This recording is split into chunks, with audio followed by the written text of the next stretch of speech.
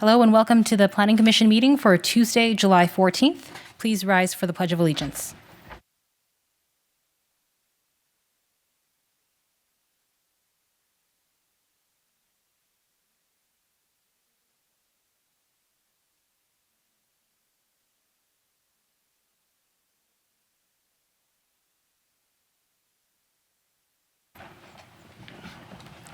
Thank you very much. So before we move to the approval of minutes, I would like to just reorder some agenda items for the flow.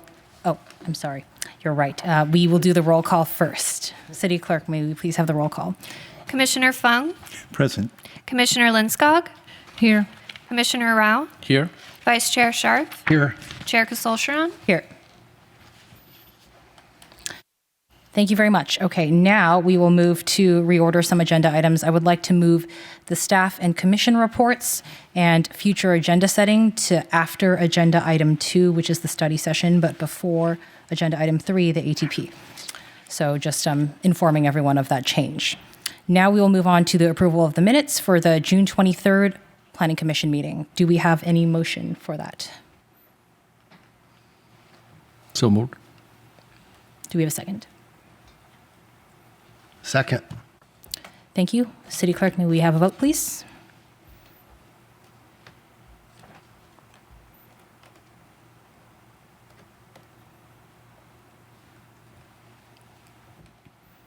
The motion carries unanimously. Thank you. Great. So we will then move on to oral communications. Do we have any oral communications? We have no speakers, Chair. All right, thank you. Moving on. So we will now move on to the study session on permit streamlining and simplification for small home upgrades on the city work program. Do we have a staff report for this?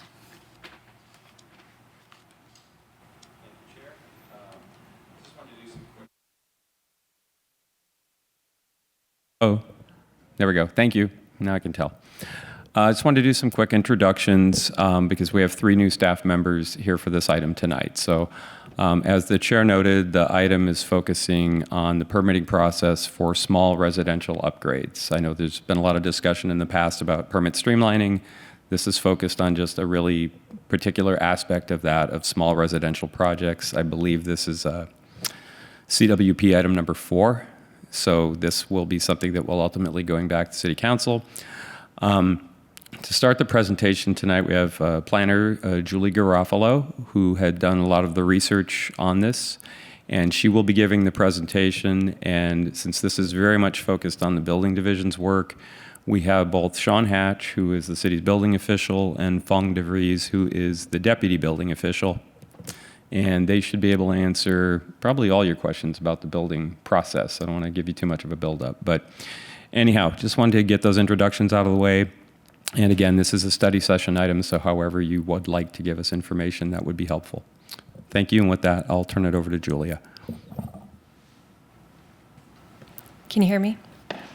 Good evening, City of Cupertino residents, members of the public, staff, and Planning and Zoning Commission officials. My name is Julia Garofalo, the Assistant Planner here at City of Cupertino, along with Fong DeVries, the Deputy Building Official, and Sean Hatch, our Chief Building Official, to present to you a review of the Community Development Department's assigned City Work Program priority goal efforts on permit streamlining and simplification for small home upgrades. Tonight's study session intends to review outreach findings, discuss current ongoing permit streamlining efforts, and review and receive direction on next steps. The City Work Program outlines major priorities for the upcoming 2 fiscal years and aligns staff efforts with the goals established by city leaders and, by extension, the community.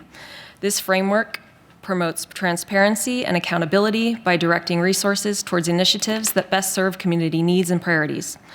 The Permit Streamlining City Work Program goal of tonight's focus is identified as: develop a suite of improvements to improve access to and speed the processing of permits for small home upgrades to enhance compliance and improve overall efficiency, improve turnaround times, set service level agreements for staff and outsource reviewers, set customer service, keep KPIs, create templates to reduce back and forth, and improve internal staff expertise to reduce consulting expenses.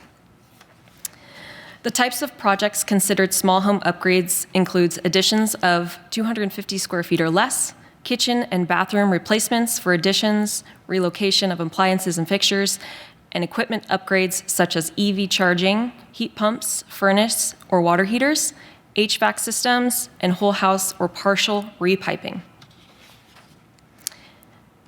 In March 2025, after a series of priority goal workshops, the City Council approved the fiscal year 25 to 27 City Work Program priority items.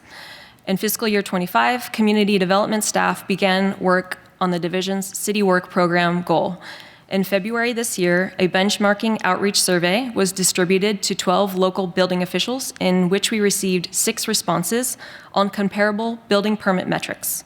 Today, staff is ready to report on findings and progress. A benchmarking survey is a tool used to collect and compare data on processes, performance metrics, and practices across peer jurisdictions. This survey data has been included as Attachment 1.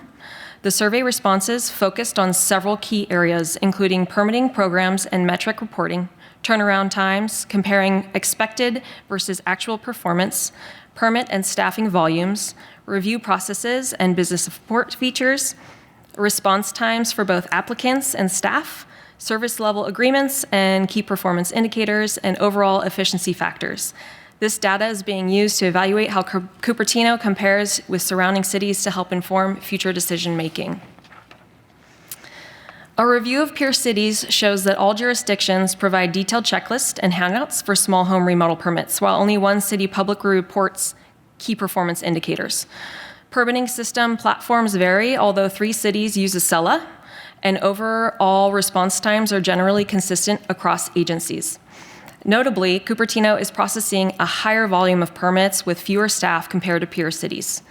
Across jurisdictions, the most common cause of repeats plan submittal includes incomplete applications and applicants' unfamiliarity with code requirements. In terms of transparency, most cities, including Cupertino, have made permitting turnaround metrics publicly available. Finally, while many jurisdictions experienced a decline in small home remodel permits activity from FY23 and FY24, Cupertino saw an increase in permit submissions during that same period. Participant cities have been given an anonymous identifier for presentation purposes, as this benchmarking effort is designed to identify trends, best practices, and opportunities for improvement, rather than to evaluate and rank specific cities. Please note that the data may have limitations and should be interpreted with caution. Cupertino's actual average first-round review for the building division is 13 days, while the actual average first-round review amongst all divisions in Cupertino for building permits is 19 days. This is a graph of the total residential building permit applications in Cupertino, which have increased by 48% from 2021 to 2025, reflecting sustained demand for home improvement projects.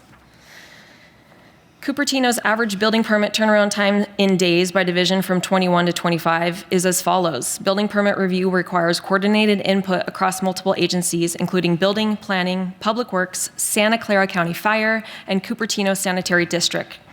Review timelines are influenced by coordination across multiple agencies and divisions to ensure proposed projects comply with the applicable codes and regulations and result in a safe and functional environment.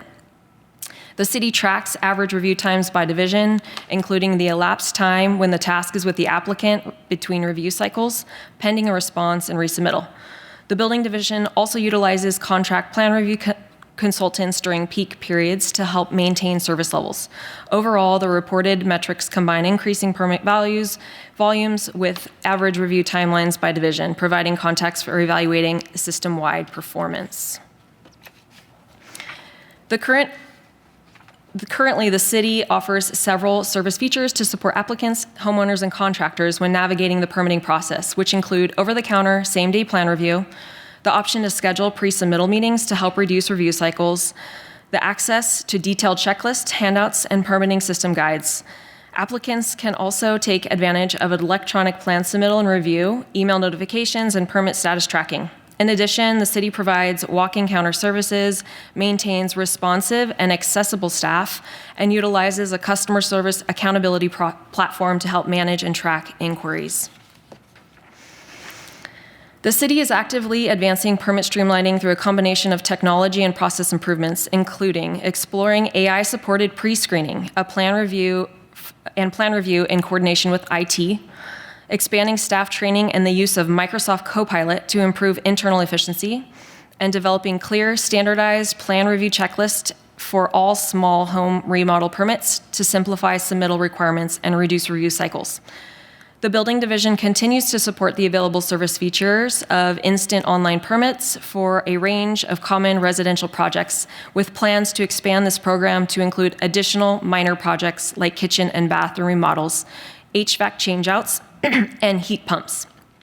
Staff is also collaborating with IT to update the online permit portal to improve functionality and support the submission of all permit types and to implement e-check payment capabilities for permit fees. Finally, staff continues to monitor and respond to changes in state law, which can directly affect review timelines, application requirements, and the city's ongoing efforts to streamline permit processing across all divisions. At last, that concludes the presentation. Staff requests the opportunity for discussion at this time. Thank you. Thank you very much, Julia, and welcome. And I'll bring this back to the commission for any clarifying questions. Yes, Commissioner Linskog. So, did you speak to anybody who actually applies for permits, like residents or contractors, when you were in that one-year process where you were also gathering survey results from other cities? No, the direction was to reach out to our neighboring cities, and so that was the direction we followed. So yeah, no, we have not reached out to citizens or had outreach or that. Okay, so we don't actually know what the pain points are that we're trying to solve. I guess, sort of. Yeah, I don't know what yeah, I'd like to know. I guess that's why we're here. Right. So yeah, any feedback to what that is, knowing that most of you have gone through the permit process yourself, yeah, we'd love to hear it. Okay, Absolutely, yeah. thank you. Any other questions? Commissioner Rao. Yeah, I was curious, following up on that, that direction was from where? Our director, Okay. Yeah, it just seems like the applicants would be a prime source of feedback, and okay. I believe there's also a survey that the city conducts for planning permits and building permits. There is a survey on our website, yeah, that I rarely get anybody filling it out, right? So yeah, there's avenues to do so, but I rarely get any, right? So yeah, I would love the feedback, not scared of it. Yeah, I appreciate it for sure. It would be useful, right? It would be very, yeah. I can say that I've had residents that have been hesitant to provide feedback. Let's just leave it at that, because they feel like they might not pass the permits if they give feedback. So, Sorry, I've Sorry, not go ahead. completed there yet. The other question I have is, I'm curious why planning is planning part of the simplification, or is it building only, or I guess I'm... Planning is a part of the process of reviewing building permits, and so this is kind of encompassed in that review. So the scope of the CWP item includes both simplification of planning permits as well as building This permits? is just building permits. When people do remodels and when they do small additions, they don't involve planning as a permit. They come in as a building permit. Yeah, if I could just, all of these would be ministerial items that would go through building. Building permits are still reviewed by other divisions, though. There's 4 divisions that make up community development: planning, building, code enforcement, and housing.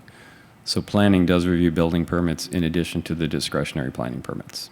So the scope of this project includes review cycles within planning as well as building, is that right? The entire process, correct. Anybody who would be looking at a project that fit the description of a small home remodel.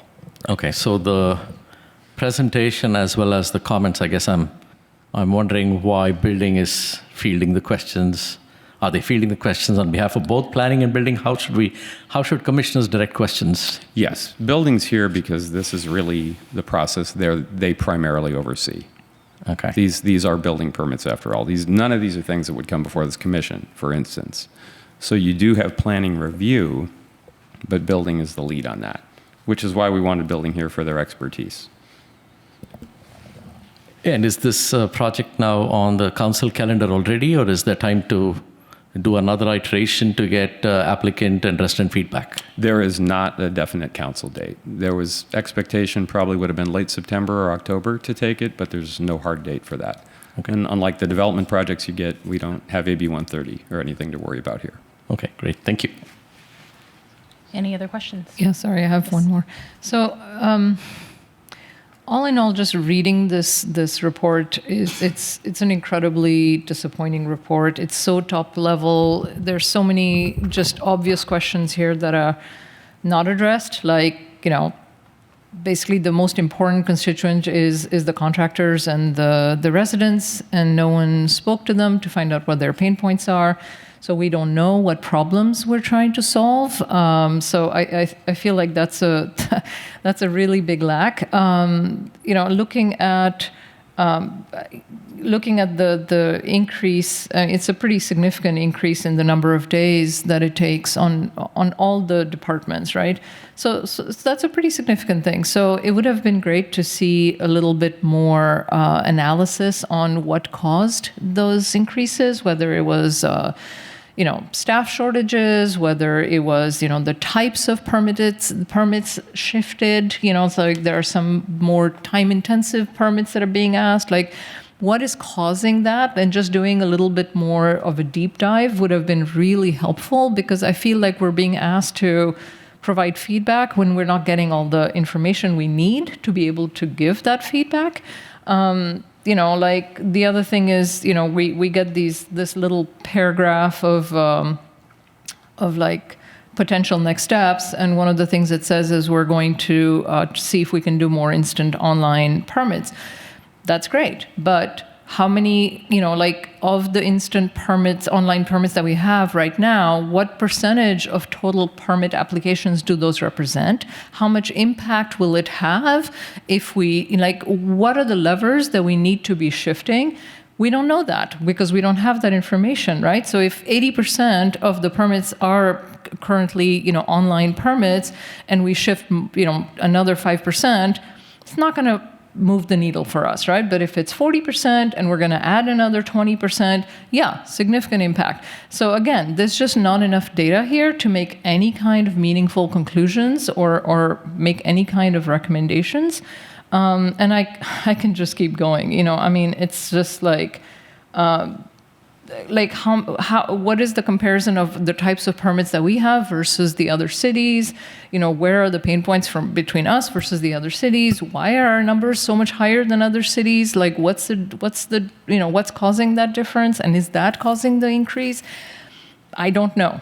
How many people are not applying for permits because it's too complicated? Don't know, right? So I recently got a new heat pump HVAC and a new heat pump water heater, and the company that installed my new heat pump water heater is one of the bigger ones in the valley. So I reached out to them and I asked them, how much work do you do in Cupertino, and what has been your experience? And I will read you what they wrote back to me. They said, through the chair, are we doing clarifying questions? Oh, yeah, sorry. I can wait. Yes, we are on clarifying questions. I'll wait. But Okay. Thank you for clarifying that, Chair. do we have any other clarifying questions? Sorry to break your train. I did have some clarifying questions for staff, trying to get a sense of the ongoing streamlining projects that's in the staff report. Is that considered a part of the CWP, or is that just coincidental that IT is sort of doing these things and these are other projects that are just ongoing activity? How much of that is actually CWP related, or it may not be at all? So most of the streamline for kitchen remodel, bathroom remodel, and heat pumps, I think this was on our path of getting it to streamline, because both Sean and I do recognize the feedback that we get from the applicant and neighboring cities. Even though we didn't go out with an official surveying, but through our experience that we've seen, like, hey, these can help out. And the reason why we didn't have that before is because we don't have the technology to kind of support that. And as with technologies come, with AI comes, I think that gave us basically the leverage to be able to provide these more instant services, whereas we didn't have that before. And then with the work study program, it basically, light the fire under us to move it faster, right? And so I think that's why both Sean and I had no issues of moving things and helping out resident and moving project along. And I think with it's like, with your comment in terms of did we get feedback from the residents and other contractor, I think the direction wasn't given to us in that sense when we were trying to prep the survey, right?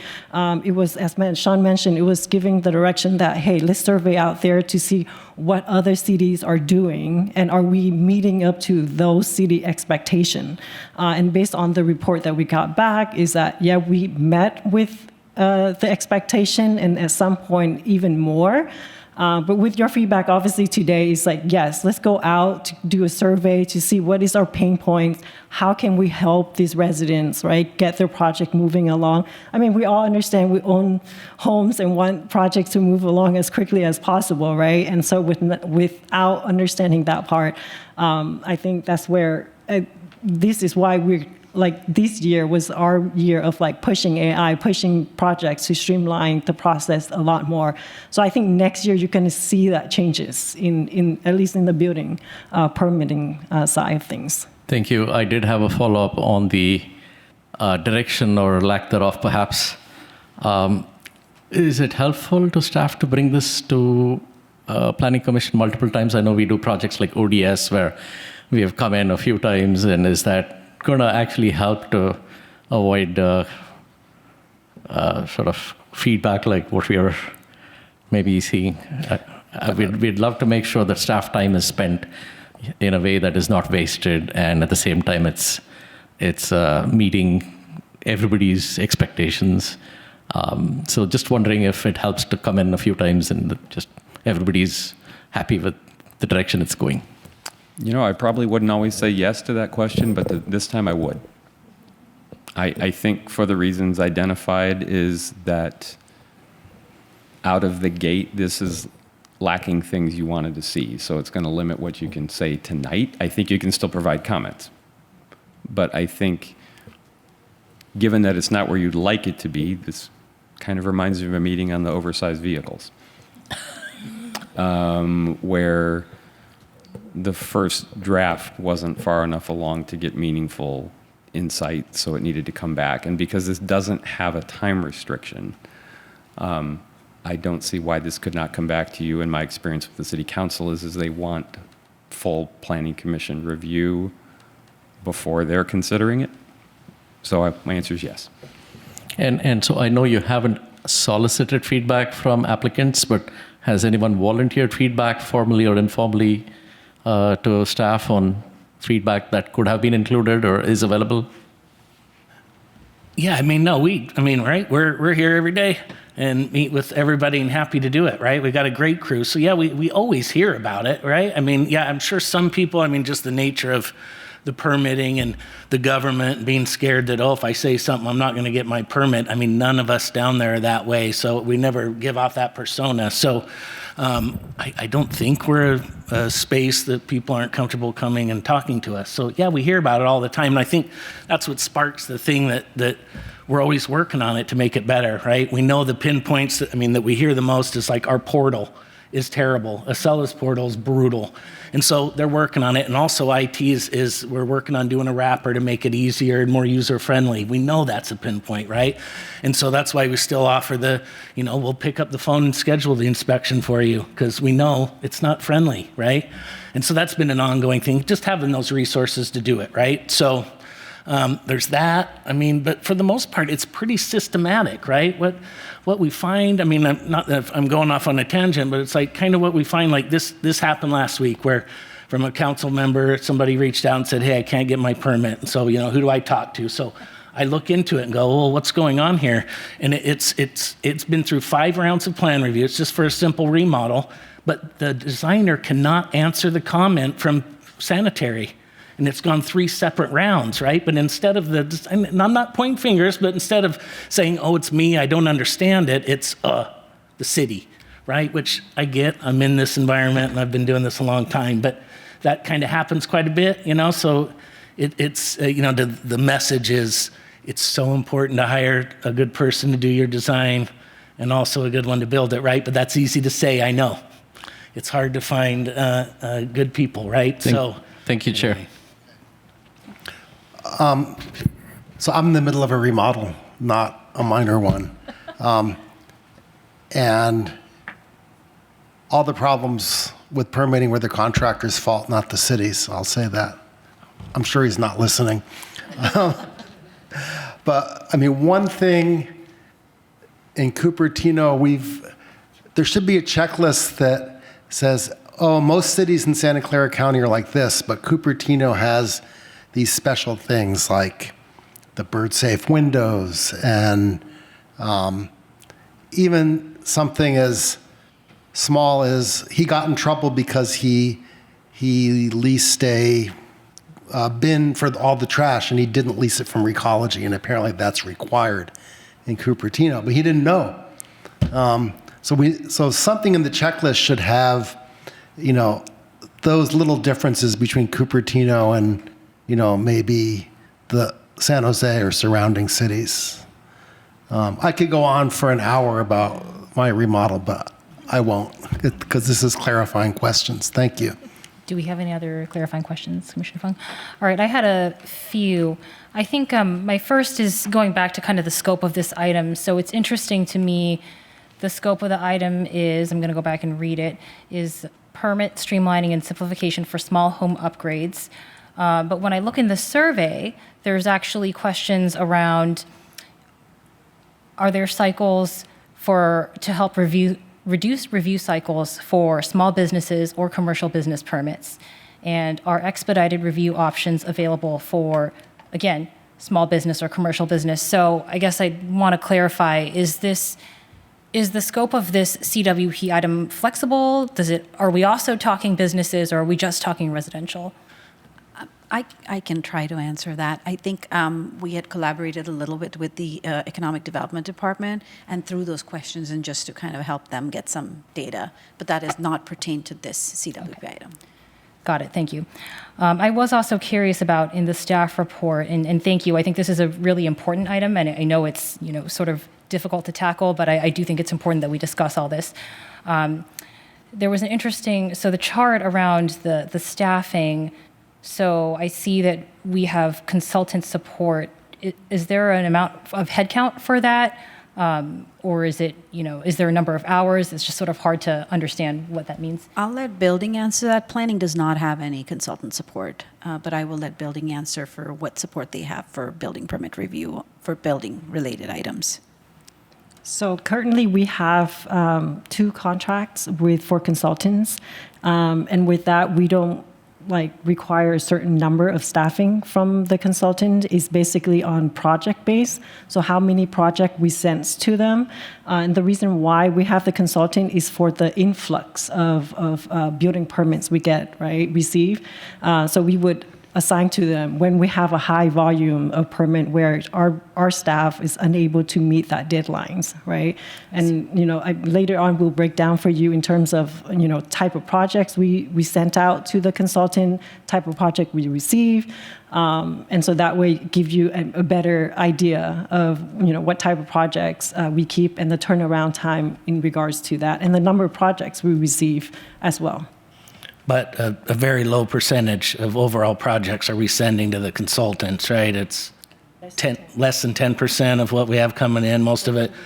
Yeah, we want to keep it in-house, right? And so the basic kind of just fee, so that too, is as the consultants in their contract, they take 65% of our plan check fee to do the review. So then we keep 35 for the processing and whatnot. But we try to, like I said, keep that in-house as much as we can, so. Well, that's very impressive then that you manage, multiples the amount of permits with your 2 staff. On average, how many people does a small home upgrade go through from start to finish?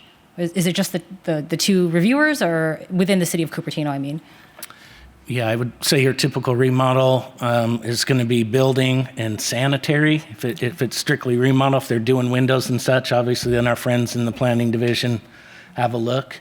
It's rare that a remodel or a small addition, triggers the fire department or public works.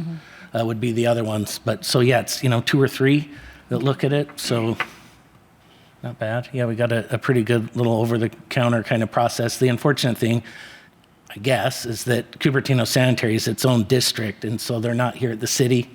So that poses a problem that they're at a different location. But we've worked out with them. When they come here, they get their permit number and all that, and then they head over there, and they'll usually kind of work it and send us over an approval so that we can get it out the door the same day. Some people don't want to do that and just wait, but if you want your permit that day, you'll go run around. They're just behind Panera, so it's not far away. And just to, Julia was mentioning in the presentation with the graph that you've seen in terms of turnaround time for each department, that report we pull out of Project Docs, which is our plan review system. In that system, unfortunately, we can't separate out the type of permit. So this is collectively for all residential, which includes basic remodel to new single family. So that's why we kind of put the disclaimer to say that it doesn't it's not just specifically for small remodel. If commissioner really wants to, we can ask our developer to see if they can help us break that down, just so that it gives you a better sense of what it is. But usually, for kitchen bathroom remodel with the middle is 5-day turnaround, and we get that out pretty quick. Heat pump, water heater, ACs, that's 2 days for us. PV is the same thing as well. And so most of these smaller projects, we do get out really quickly. And unfortunately, we do provide services over the counter. But with ever since COVID, as you know, most people prefer just emailing us, which makes them go through the standard process, right? If they were to show up at the counter, they would get review and issue or feedback the same day. But for some weird reason, we haven't received that high volume of people wanting to come at the counter, and so that's the kind of situation that we're in at the moment. Yeah. Okay, thank you. That would actually be helpful information to have, because when I look at this, I actually get the opposite impression. It says, first round review, 19 days, and then, on the graph, it says it looks like the number's somewhere around 27 or 28. So it's actually really interesting to know that there's a 2-day turnaround on some. Okay, thank you. Any other questions? Actually, I would have. So the correct interpretation of the graph really is that, the larger numbers that you're seeing here for permit, that's including new home construction, things like that. So that's really what's driving that. Great. I would actually, maybe I can also pick this up in the follow-up comments, but I would also suggest perhaps if you have a breakdown of the kinds of common jobs. I realize you don't pick the work that comes to you, but at the same time, it's interesting for me. Commissioner Linscott mentioned she got a heat pump, right? And that must be very common now. So, I think that having those sorts of breakdowns are interesting. Maybe we're past the time when people are getting EV chargers or photovoltaic systems, really commonly. But I think just understanding those kind of categories are actually pretty interesting versus somebody who's having a kitchen remodel. I think it would be useful to understand the scope of what's going on. And in particular, I think when you're talking about something like if somebody's getting batteries for their solar, that's probably extremely, I'm sure that's very much you have a recipe for getting that through. So, great. Thank you. Commissioner Linscott, yes. Yeah, just a quick question. So, are you able to provide the information in terms of how much of, roughly what percentage of the permits are, instant online versus, more, hands-on?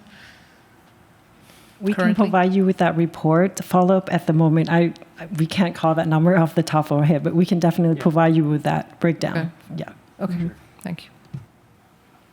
Any other clarifying questions? Yeah, I did have some questions. So in the process that we currently follow, so we have to go through planning review before building sees the permits. Is that correct? Or Is that a sequential process? Is there a way to parallelize the process? Is it already parallel? I can answer that. So it depends on the kind of work you're doing. If you are looking to build a balcony, for example, that does require a planning permit. So that's not part of a home remodel, right? The scope of what we're looking at tonight. To the extent that these home remodel permits are concerned, those are parallel. They happen once building routes it routes it to all divisions and departments at the same time, and that's when that review occurs concurrently.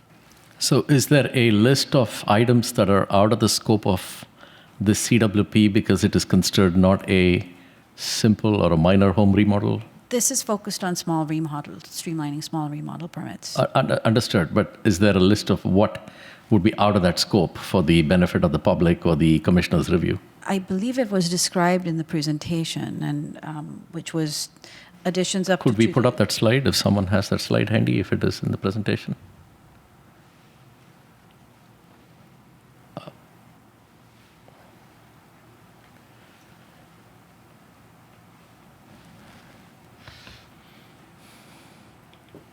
Thank you. So on this list, just staying on the slide for a second, is there a view of how we compare on over-the-counter permits for these items, specifically things like HVAC and heat pump installation? And I don't know if home window replacement is part of this or not. I'm going to let Fang answer that. I mean, at this point, she doesn't have the data, as she mentioned, but I think that is data we could probably get. Yeah, we can definitely get you the numbers for each of these type of permits. Yeah. So the question, just to be clear, is how do we fare competitively to the other cities on the over-the-counter permits for these categories? And if you could keep the slide up, please, if it's possible. And so on that slide, once again, is window replacement considered a small home remodel? Yeah, window replacement is considered part of small home remodel. And is that an over-the-counter permit today, or? It can be over the counter today as well. Yep. Okay, because I had a resident that told me that they applied for a window replacement and the permit feedback said their fence was 12 feet. And I don't know what's the correlation between window replacement and fence height.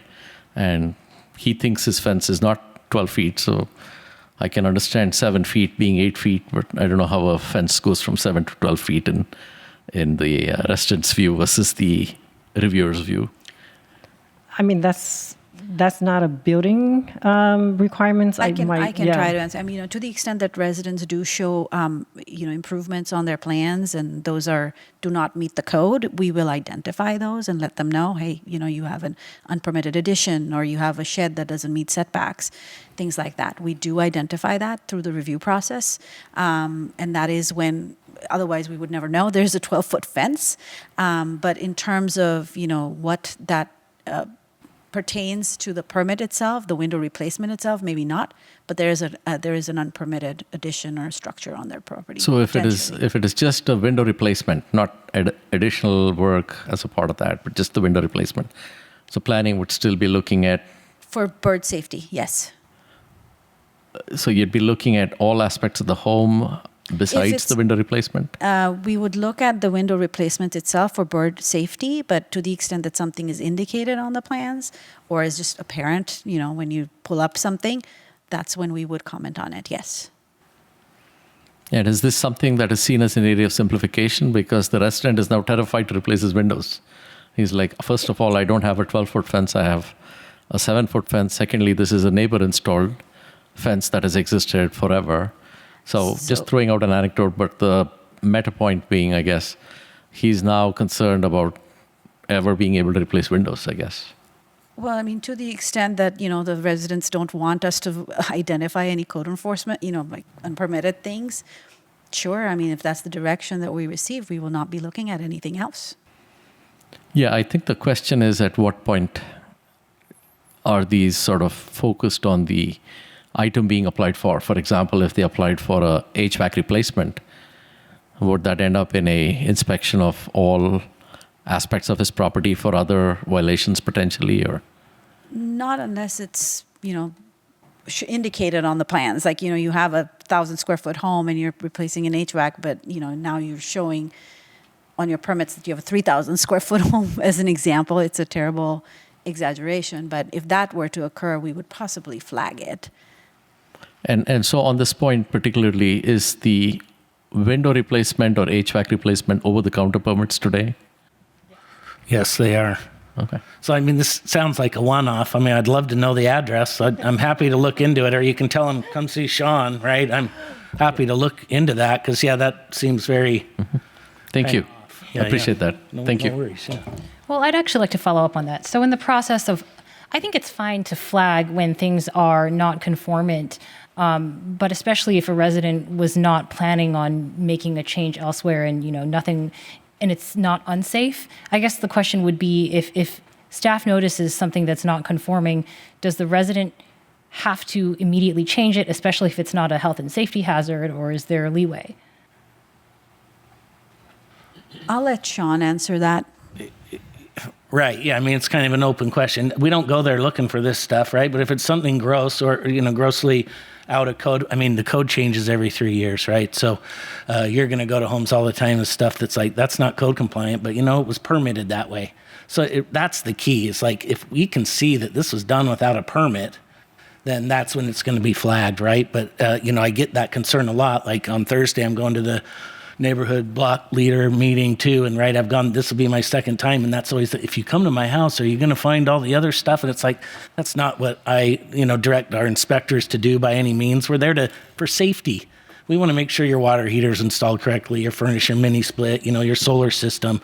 But yeah, if they come to your property, and I mean, it's just the integrity of the job that if you see something that clearly was done without permits, it's going to be brought up. Right? That's the direction I've always been provided and kind of gone with, right? So yeah, I mean, if that was something council wanted to, or the commission wanted to recommend, that's, code enforcement's a huge part of what we do, right? It is a time consuming function. So, but an important one too, in some aspects. But yeah, is a fence going to hurt anybody? No, probably not, right? But, Well, how much time would you say that you spend on tangential discoveries unrelated to the thing at hand? Okay. we are reactive, not proactive. So we don't drive around. We don't do it. The only reason I come for unpermitted stuff is because somebody has issued a 311 I'm not or saying that something. you're going after it. I'm saying, in your workday, how much of your time actually, intentionally or not, gets spent on this type of thing? Is it doesn't happen very often, or it does? No, it doesn't happen very often. Okay. Our inspectors usually go out there, and unless it bluntly violate the code, then just a glimpse of it, you can kind of tell. But they don't just walk around the premises trying to find unpermitted works. Okay, thank you. Yes. So I think Commissioner Rao and Commissioner Cristofer raised a really good point, because I've had a similar experience. It's like many years ago, I called in for a permit for a bathroom fan. Actually, I think I came in person. I came in person to get a bathroom fan permit. And the person I spoke to, and I don't remember who he was, very nice person, said, well, how old is your shower? Is it a low-flow shower? And what about your toilet? Is it a low-flow toilet? And you really need to replace those as well. And I was like, okay, I am leaving now. And I walked away because I wasn't ready to sign up for a $20,000 remodel. So I never did get that bathroom ceiling fan, and I'm admitting it now in public. So and I'm sure they meant well, but that project creep there is definitely something to kind of think about. If I can respond to that real quick. I mean, so the message I give to staff, right, is please don't do that. And the message is, if you don't touch it, we're not going to make you update it, right? Like I said, the code's updated every 3 years. So it's, but at least under my realm, yeah, God, if this is within the last 15 years, I'd like to know. Oh, geez. Okay. Anyway, so yeah, no, that is not the MO, right? So. Yeah, I had a. Go ahead, Vice Chair Shar. Sure. You can go first. No, I appreciate that. I ran and I said, do we have to replace all the toilets in the house when we remodeled one bathroom and put in the low flow toilet. I don't know, is the inspector going to come and say, no, these are 1.6 gallons and now the rule is 1.2 gallons, you have to change everything. And I said, I don't think we have to do that. We didn't touch those. And but the contractor really doesn't know. They would probably like to sell you everything. So I think it's important for that to be clear to people, as only the things you're touching. And it seems odd about the fan. If you're only putting in a fan, why would you have to change the toilet and the shower head? Anyway. Commissioner Rao? Yeah, thank you, Chair. So there's are there any metrics around if you did the first round of review comments, but then it came back for review again? Are the subsequent set of review comments a follow-up on comments already given, or are we going into a new cycle of review comments where you go from, here's the first round, and the second round's a totally new set, and the third round's a different set? Or are there incidents where that has happened? I've been doing this a long time, and that is a pet peeve, right? You get one shot at this. And so that's the comment. So we don't come up with new ones. The only time that would happen is the plans change during the plan review, right? That happens all the time. Oh, the owner wanted to add this, or I'm doing this. And then it might trigger a new comment that way. But at least myself, Fong, and the two other plan check engineers we have, no, that is not the plan. So yeah, if I hear otherwise, I would love to know that. And does the system provide you metrics or alerts when that happens? Is there a way to track that?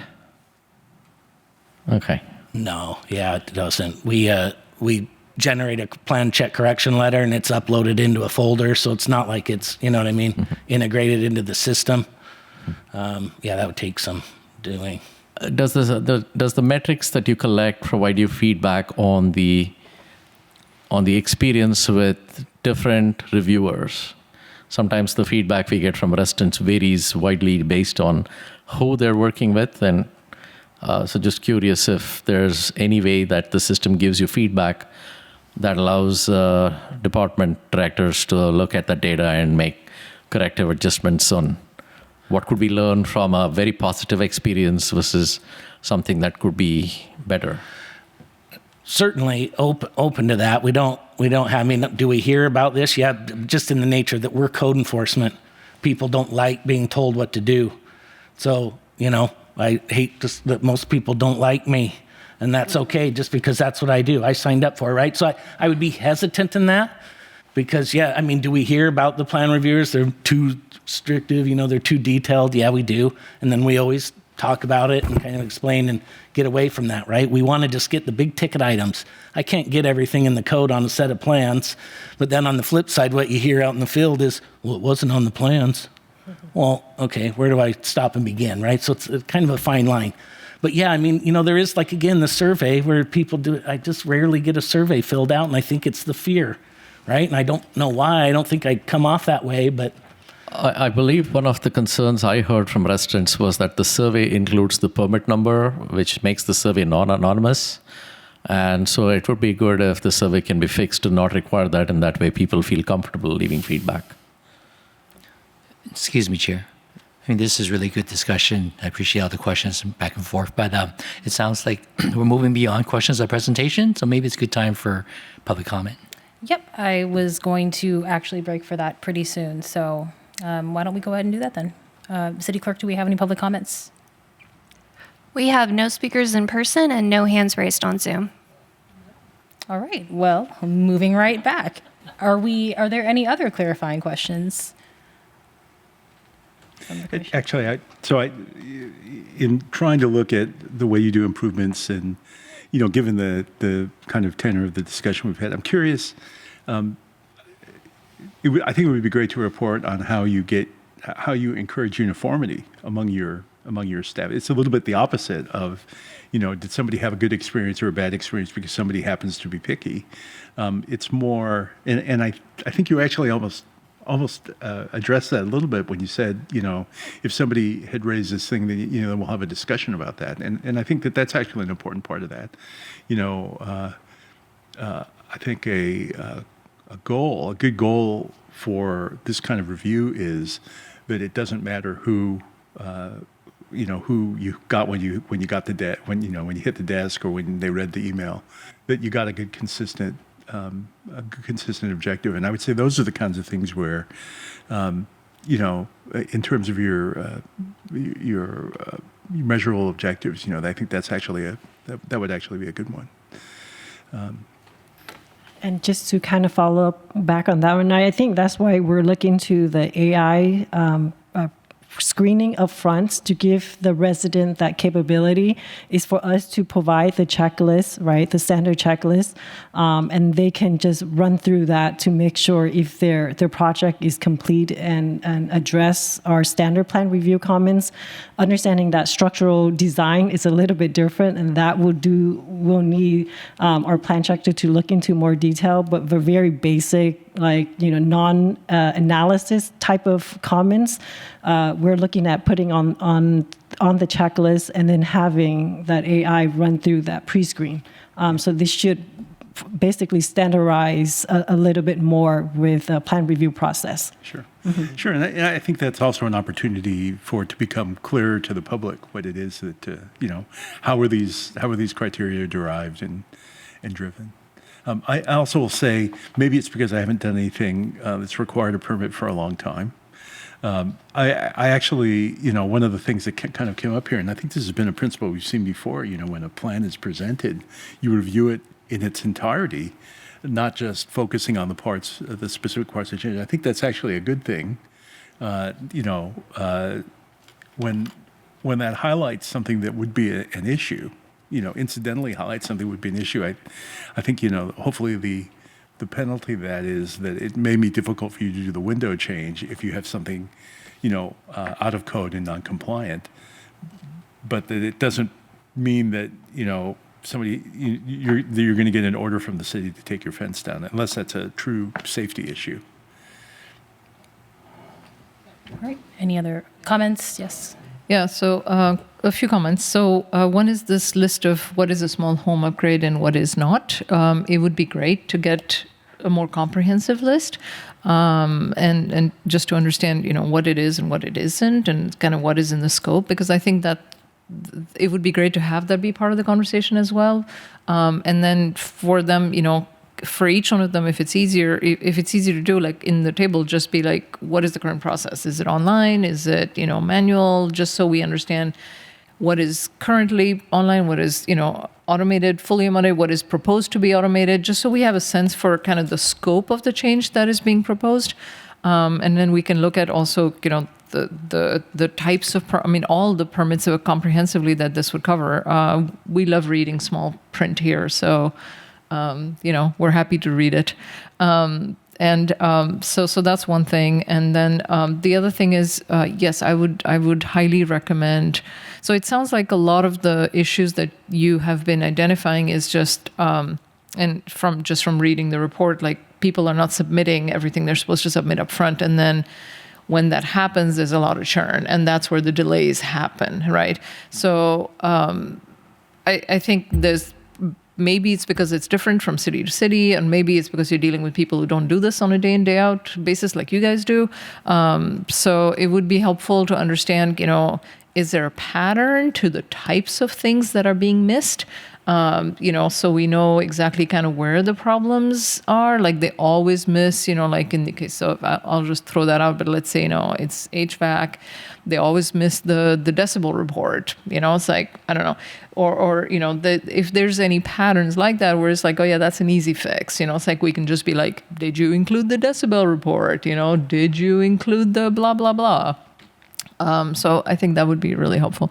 So can I read the letter now? All right. Yeah, absolutely. Sorry, were we still doing questions, or No, we're are we past that. interleaving? It seemed that people had moved beyond questions at this point, but you can still ask questions. Okay, Absolutely. we can come back with more questions, right? Yes. Okay. Sorry, go ahead. Okay, so I won't share the name, but it's a big company that does a lot. And I asked them how many permits they do in Cupertino, and they said about 50 a year in Cupertino. So, and they work in the South Bay. So this is what they wrote.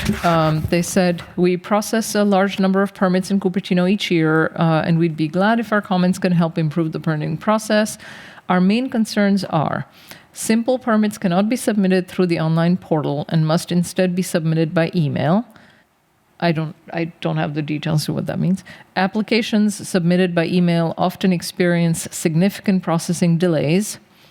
The permit review process generally takes longer than in many other cities, and this is for heat pump water heaters. In other jurisdictions, these processes are much more automated, which helps reduce turnaround times.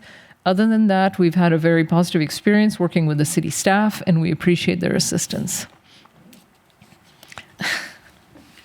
No, thank you. Appreciate that. No, and that's noted, and that was kind of mentioned in our portal. Yeah, it's lacking. I don't know about significant delays on the emails because I think we're stick around 48 hours. It's funny, people, they don't want to come in, like Fong said, and so we get so many emails every day because nobody wants to come. If it was half and half, that'd be really nice. But so it takes a day or two for us to process those, right? Which is unfortunate. And two, a lot of these, they could go online and do it. They will be able to. Well, the heat pump one will be able to, but some of them they go online, but yet they don't want to mess with it, right? I've heard from several contractors that they're not very tech savvy, and Right. they would much rather use email than the online portal. Right, I know. So that's a barrier. So I think this is why I go back to, you really need to be talking to them, because I think you'll hear what their pain points are, because you guys are in this portal day in, day out, but I heard this over and over and again from several of my contractors, the solar guys, the roof guys, the plumbing guys, it's like, they were just like, this portal is really difficult. We don't want to deal with it. We'd rather just send an email. And it's just like, okay, well, so.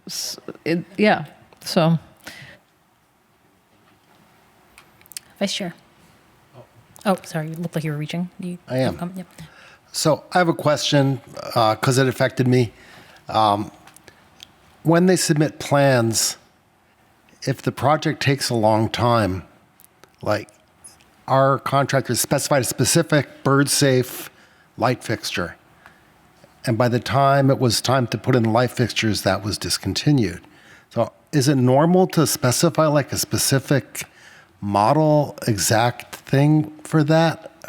I don't know. I can help answer that. Okay. Yes, it is, because every light fixture that is proposed can be different. And we've had instances where people propose something and then we go out to do the final inspection and it's completely different and doesn't meet the requirements either. So it is easy when we're doing the review and when the building inspector goes out and matches up what you said you were going to put in, it's easy for them to do that inspection to make sure that it's all what was approved. Okay, and when it doesn't match because it's not available, what happens You then? can just revise the plans. It's not Okay. a hard process. You would just come in, you would say, hey, you know what, I just want to revise the plans to Okay. not have this light now. I want this one. It still meets the requirements. We do the review and it's just a little revision to the plans. So can the homeowner do that, or does it have to be the contractor, or I what? will look at Sean for that. If the plans are stamped and signed, it's that person kind of has the copyright to that. So we would Okay. need their authority to change their plans. So typically, but if it's a designer, the homeowner drew their own plans. Yeah, Okay, absolutely. thank you. Yep. Commissioner Rao? Yeah, I had another question on the turnaround times. I've heard anecdotally that the turnaround time from planning is significantly longer than building, and perhaps understandably so. They're dealing with commercial projects and larger project, different scope, not a like-for-like comparison. But is there a way to look at this to see how you might eliminate planning review for a certain category of permits where it may be feasible? Maybe looking at competitively how are other cities doing this. And I guess the one approach to simplification is how do you make things faster? The other approach is how do you eliminate friction and reduce steps and reduce load on staff as well. And so maybe that's something to look at to see, are there other cities doing things in certain ways where planning does not need to get involved, and are there some best practices there that will eliminate that and reduce load as well? On the similar lines, ministerial approvals, looking at other cities, what they do versus what we do, and how we might look at ministerial approvals as a way to simplify as well.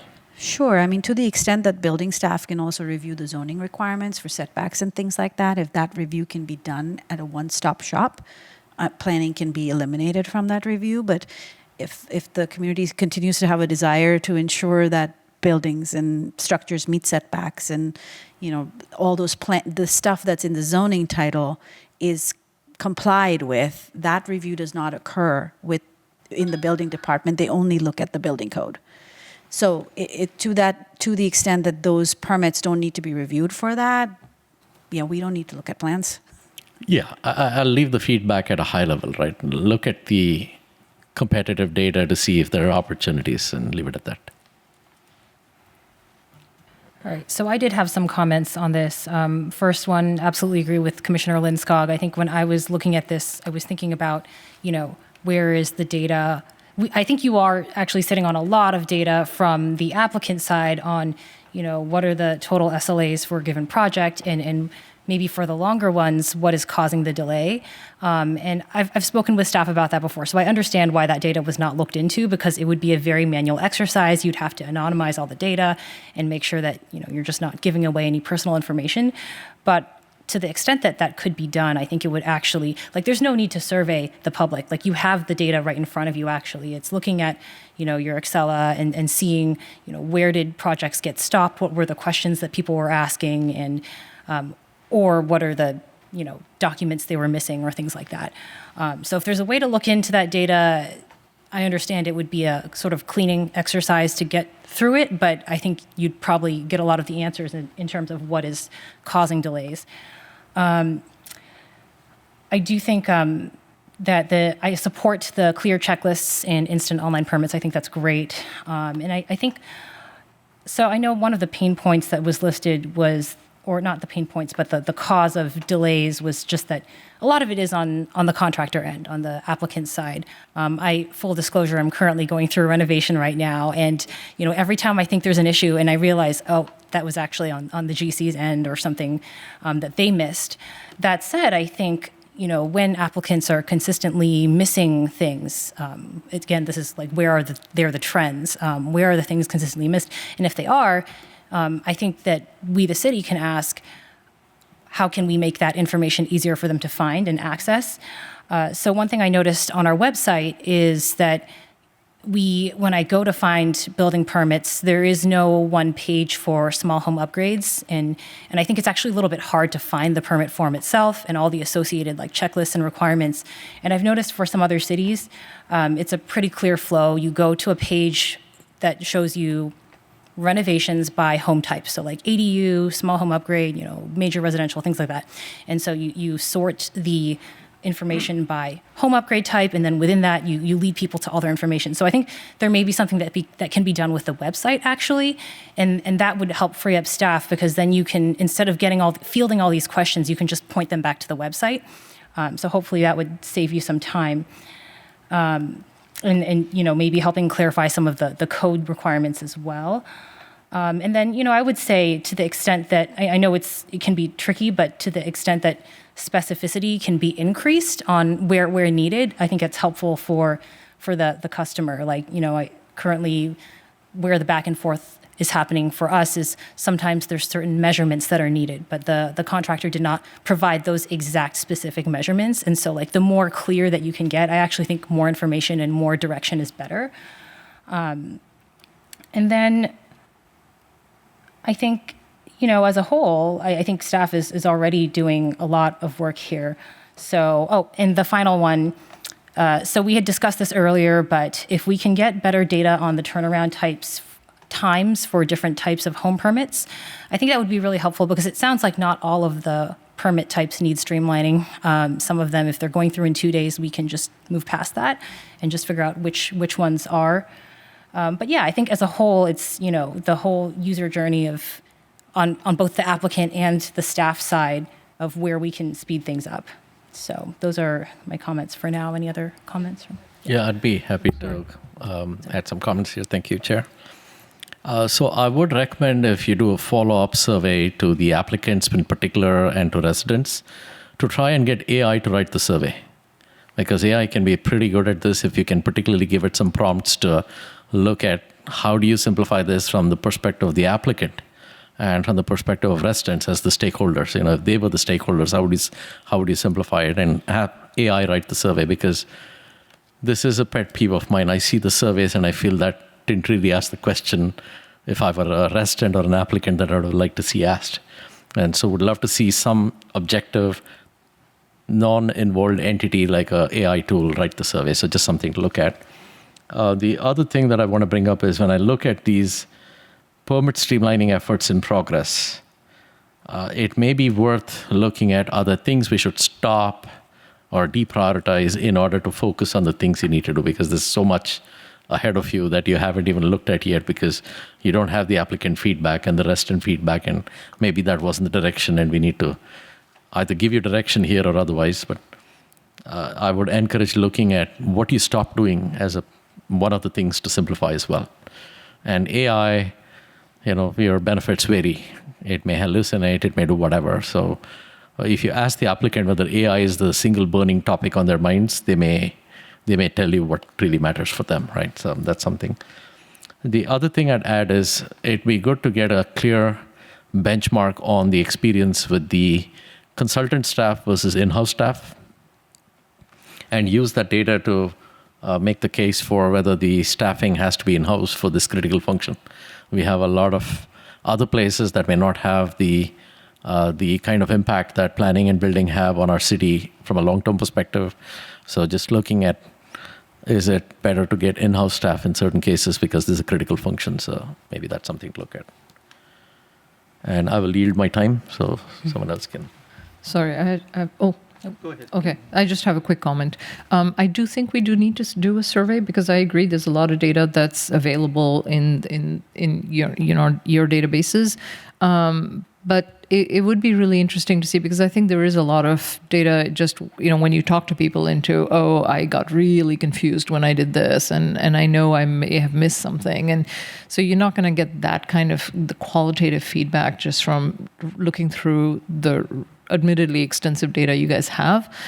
So getting that, I think, would be valuable. I would also really like to see if we can get a sense for how many people did not apply for permits because they thought it was scary or confusing, and kind of, what is the kind of low-hanging fruit, and or they don't know that they need a permit. Like, did you know you need a permit to replace a bathroom fan or a window, right? It's like, oh gosh, no, I don't think I do. But like, oh, okay. And if we made it really easy and it was cheap and online and instant, it's like, so getting that context, I think, would be really interesting as well. Just so I guess I'm sending out any type of survey to people's email that I have, right? So I'm not going to be hitting anybody that hasn't come and visited us here. You get what I'm getting? I don't have everybody's email. I mean, I can put something on my website, but I have a survey on there that nobody puts anything on. So I want this to be meaningful. So, if we're going to go down this thing, which is fine, it's, the database I have is from the permit record kind of info, right? Hitting the developers, the contractors, and the homeowners, and getting some feedback. So anyway, I'm just throwing that out there where, but the questions you're kind of after, I hear you loud and clear. Yeah, I think the city as a whole can solve that one. Well, true. Yeah, we have emails, I guess. I just want to add to that comment really quickly. If you might consider removing the permit number so that the survey is anonymous, and maybe also use some of the city outreach methods, email and social media and so on. Hopefully you can get some more feedback there. Yeah, Commissioner Fung. Yeah, I had a couple comments. So one of the things we talked about, and that I mentioned a little earlier, were maybe kind of binning up and categorizing some of the really common ones. I think that would be a point of interest to the council, and I think that also when it comes to setting your performance indicators, that you probably want to have a special effort. If for instance, solar installation was on the common list, that would be the areas where demonstrate that you excel, or I think that there's a good feedback there because there are many things that your department would have to deal with. The common ones, those are the ones you really want to put the focus on and emphasize. I think it was notable to me, at least, that there was a comment about your staffing being lower. So first of all, I would say the information you gave us around the consulting, your use of consulting is useful to have explicitly in that report. But I would also say this is also a good context to say, what would another person mean, or the way that question is often asked today is, what if I had a different tool? So the one that I'm sure that I can guarantee the one that the council wouldn't want you to say is, we'd like to replace the portal. Although I think from the people what you've heard here and what we've heard from you, that actually would probably be a high payoff thing. So I think that would definitely, try to include some analysis on that about what would that mean if I'm sure that's going to be a big investment, $500,000 or $1 million, right? What would that mean to your ability to do your jobs and serve the public? I think that's it for me. Commissioner Rao? And I was going to add, on this topic of outreach, and we have our ATP members here. They seem to have done fantastic outreach. I see their yard signs all over the city. Maybe the ATP team might share some best practices on how to get yard signs all over the city. And we might get some planning and building outreach through yard signs or whatever has worked for the community. I guess low tech works. The other thing that might work is a banner on Stevens Creek. For whatever reason, people have to drive on Stevens Creek, they see the banner. So maybe those are low tech methods that might work. I had one other comment, and I'm not sure how much this may apply to the small home upgrades versus larger ones, but a feedback I did receive from a general contractor was around sometimes the delays can happen when the plan check reviewer changes. So I'm not sure how often that happens with a small home upgrade, if it's not as much as more a large thing. The turnaround time shouldn't be affected by any plan reviewer. So like our typical is the initial review is 15 business day, and then subsequent reviews are like 10. And it sticks with the same person, I think was part of the question, right? Yeah, we don't switch it up. Okay. Unless they go on vacation, and then they Happen need to be gone, and people are like, hey, Fong's on vacation, I want my plan, then I'll dive in and do it. But otherwise, you start it, you finish it. Yeah, that's the most efficient way, right? So. Got it. Great. Any other feedback from Commission? Okay. Yeah, I do have one more. So I know we talked a little about what's in scope and what's out of scope, and certain things might be considered not a minor remodel or a simple remodel. And maybe that's an area that you might also look at to see if something is outside the definition. How do you pull it into the definition of simple remodel? Because if your processes are different for minor versus non-minor, are there projects that can be left shifted so that they also gain the benefit of this? So, thank you. Yeah, if I can just comment quickly on that, that's why I asked for the list of what they consider minor versus not, so that we as a body get a chance to give input on that. Yep, I agree with that as well. Okay, and with that, then we will conclude the study session, and we will move on to, again, I had flipped the order, so we will move to staff and commission reports next. Let's go through. Do we have any staff and commission reports? I actually don't have a staff Okay. report for the commission. All right, any commission reports? So no staff reports, but are there new projects that are in the pipeline that staff may want to talk about? Any new or any progress on? There isn't anything that is ready for the commission's review at this time, so to that point, we can't really discuss the projects. All the projects that are on the city's website are currently in review. And do we think ODS might be ODS?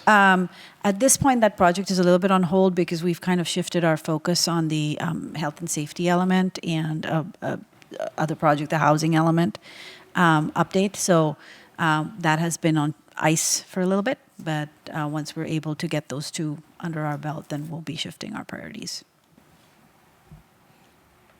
Any other commission reports? Yeah, as a commission report, I want to reiterate the resident feedback that we got. The concern around going from a window remodel to a fence has severely undermined confidence in some of the ability to reach out. So we just need to think about that. Just want to share that feedback and make sure we can.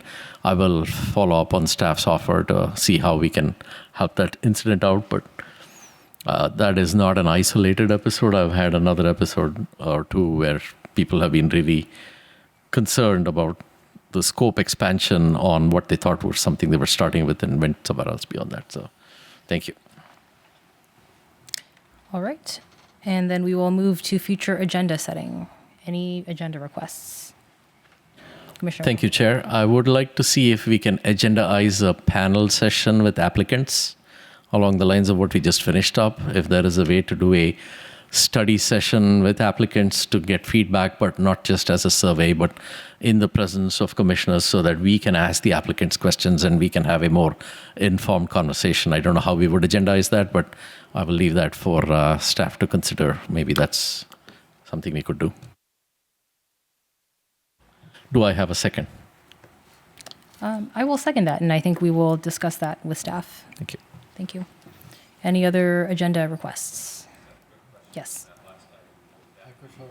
Applicants for projects that come before the Planning Commission, or were we looking at smaller? That was in the Okay. context of the CWP. So looking at Not how do we developers. simplify permits, for single family homes. Yeah. If I may ask a question about that, I mean, is that part of this project that was presented tonight, or is that a completely separate thing? I don't know. I would leave that to staff's discretion on how you would treat that. But as an agenda item, I believe that just provides for some informed deliberation and study that would be for staff to then look into how you might want to use it. Well, Commissioner Rao, perhaps would it make more sense to form a subcommittee to research applicant perspectives on small home upgrades? Is that kind of the intent? I will leave that to the chair's discretion along with the staff. Okay, so maybe we have this as an agenda item to either form a subcommittee on applicant perspectives or hold some form of study session panel. Yeah, that's acceptable. Okay. Thank you. Chair, since the subject of streamlining permits for small home projects is the topic tonight, it may be appropriate to form a subcommittee now. If there's interest, if you're ready, rather than to agendize an item to form a subcommittee. If that's something that we can approve the formation of now, I'd be open to that. May I ask the city attorney a question? That agenda item was closed, to my understanding. Are we reopening that? It's a study session. I mean, sure. Chair, would you be willing to reopen the study session? Yes, I would be willing to reopen the study session to discuss formation of a subcommittee. Thank you. Okay. And so would the next step on this just to have a vote? Yes, so I guess in that context, I move to propose the formation of a subcommittee for the study of applicant feedback in the context of single-family home permit simplification for minor remodels.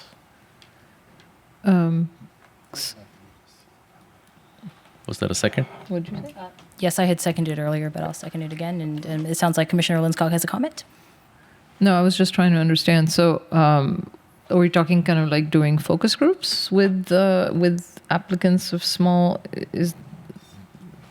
So, too early to say. Come in. You would form a subcommittee. So you would take two folks and you vote to appoint them, and then those two would decide the format in which they're going to implement this process. Got it. Okay. So, can I make one comment? I don't think it should just be single-family homes. It could be townhouses or condos. So I would suggest you modify that just somehow. So accepted. Even apartment buildings, right? Well, how about we limit it to R1 and R2? Is that okay? Well, it should be limited to the item that's subject of the study session. Okay. And that includes any small remodel, not just a single-family home, correct? Correct. So Yeah, should the subcommittee should review the presentation to see the limitations for what the item was about. The agenda item, Vice Chair, says simplification of small home upgrades. So And is the purpose of the subcommittee to recommend? But everyone on the planning commission would participate in whatever format the subcommittee decides for the interaction with the residents. Is that what we're talking about? as the mover of this motion, I would say this is no different than any other subcommittee. The subcommittee would come back to the planning commission, and then the commission weighs in, and we may then make that a broader set of recommendations from the full commission. So sorry, can you restate the purpose of the subcommittee? The purpose of the subcommittee is to bring back feedback from applicants for single-family home, small upgrades, and the streamlining of those permits. I think to clarify, it would not be single-family home. It would be small home upgrades as defined by the study session. Correct. By the building department, but So but the question is whether you're bringing back feedback from those people or whether you're bringing back a recommendation about collecting feedback. Yeah, that's what I thought it was. So if it's because I think we should all be involved in that hearing session, listening session. So if the purpose of the subcommittee is to come back with a recommendation on how we collect that feedback, and then we all participate in that feedback session, I'm supportive of that. But if it's that the subcommittee would go gather that feedback and then bring it back to the planning commission, then I'm not supportive of that. So originally, this item was suggested as a future agenda item, and I was advised to use a subcommittee. So I'm looking for guidance from all sides, though we have lost the building staff. So we have actually reopened the item in the absence of the staff that were here originally. So personally, I would like the subcommittee to go out and gather the feedback, because you are not going to get applicants to come to this meeting or contractors to come to this meeting to give feedback. I mean, we would have to trust whoever's on the subcommittee to go and do the outreach. And so as a point of inquiry to the CAO, I guess, do we need two motions, one to form a subcommittee and then to appoint members? Candidly, I'm not sure how this body as a whole can go out there and solicit the information that Commissioner Lindskog is suggesting. And so I'm a little baffled. I simply heard the suggestion to form a subcommittee on the item that's within what was discussed. And I thought my suggestion would just facilitate, handling this business now. But everyone's raising some really good questions in the discussion. And so maybe we should go back to square one and think this through a little more carefully. Perhaps the chair can discuss this with the liaison to come up with the best process to get this. Because I do understand that obtaining the feedback of applicants and contractors is a critical piece of information to get. The question is, what's the best way to get that? I mean, candidly, if there were public comments from applicants and contractors, that would help solve part of the problem. So maybe it's a matter of better publicizing that this is an item on the agenda. I don't know. So I'm going to suggest, Chair, that we go back to future agenda. There's a motion, there's a second, and then, Chair, you can have this further discussion with the liaison as to how best to proceed. Thank you, Attorney Wu. I withdraw my motion to form a subcommittee based on advice from the attorney, and we may go to future agenda items where I can repropose the item. All right, so we are reclosing the study session. Well, before you close that, though, we did give direction to the building department to go out and collect that feedback. So there isn't any reason that you would do this in a subcommittee. I personally doubt that it would be possible to have a productive subcommittee that has balanced, that gathers balanced feedback, in a way that can be done better than what we've asked the building department to do. Otherwise, what you'll get is, I know this angry guy, right? We've had a number of kind of anecdotes here, which are, the personal experience of the people on the planning commission, right? So to try to avoid that problem, I would just say, we've given a clear direction to Building department. All right, thank you. This has been an excellent discussion. We will reclose the study session, go back to future agenda setting, and it sounds like there was a motion to have this agendized as a future item and that I will discuss with the staff liaison. And so the item that was proposed and seconded remains, or do we need to restate the future agenda item one more time? Just to be clear, Commissioner, let's just restate it. I propose a future agenda item to have a study session with a selection of applicants that may allow for an understanding of their pain points in the presence of commissioners and to learn from the study session any further improvements we may make. All right, and that was seconded by me. So thank you very much. This has been a good discussion. We will move on if there are no other future agenda setting items. Okay, we have a request for a 5-minute break. Thank you. And we are on agenda item 3, which is the review of the draft active transportation plan to provide a recommendation to City Council. And do we have a staff report? We do, Chair. And presentation. All right. So, is it showing? No. All right. There we are. Good evening, Planning Commission. My name is Matthew Schrader, Senior Transportation Planner, and I'm going to provide an update on the ATP and where we're at in the process. So the last time we were before the Planning Commission was in February, where the Commission... Through the chair, we don't see it on Zoom. Are you on Zoom? I'm not on Zoom. I'm through the desk here. Okay, we see it now. Thank you. Okay, thank you.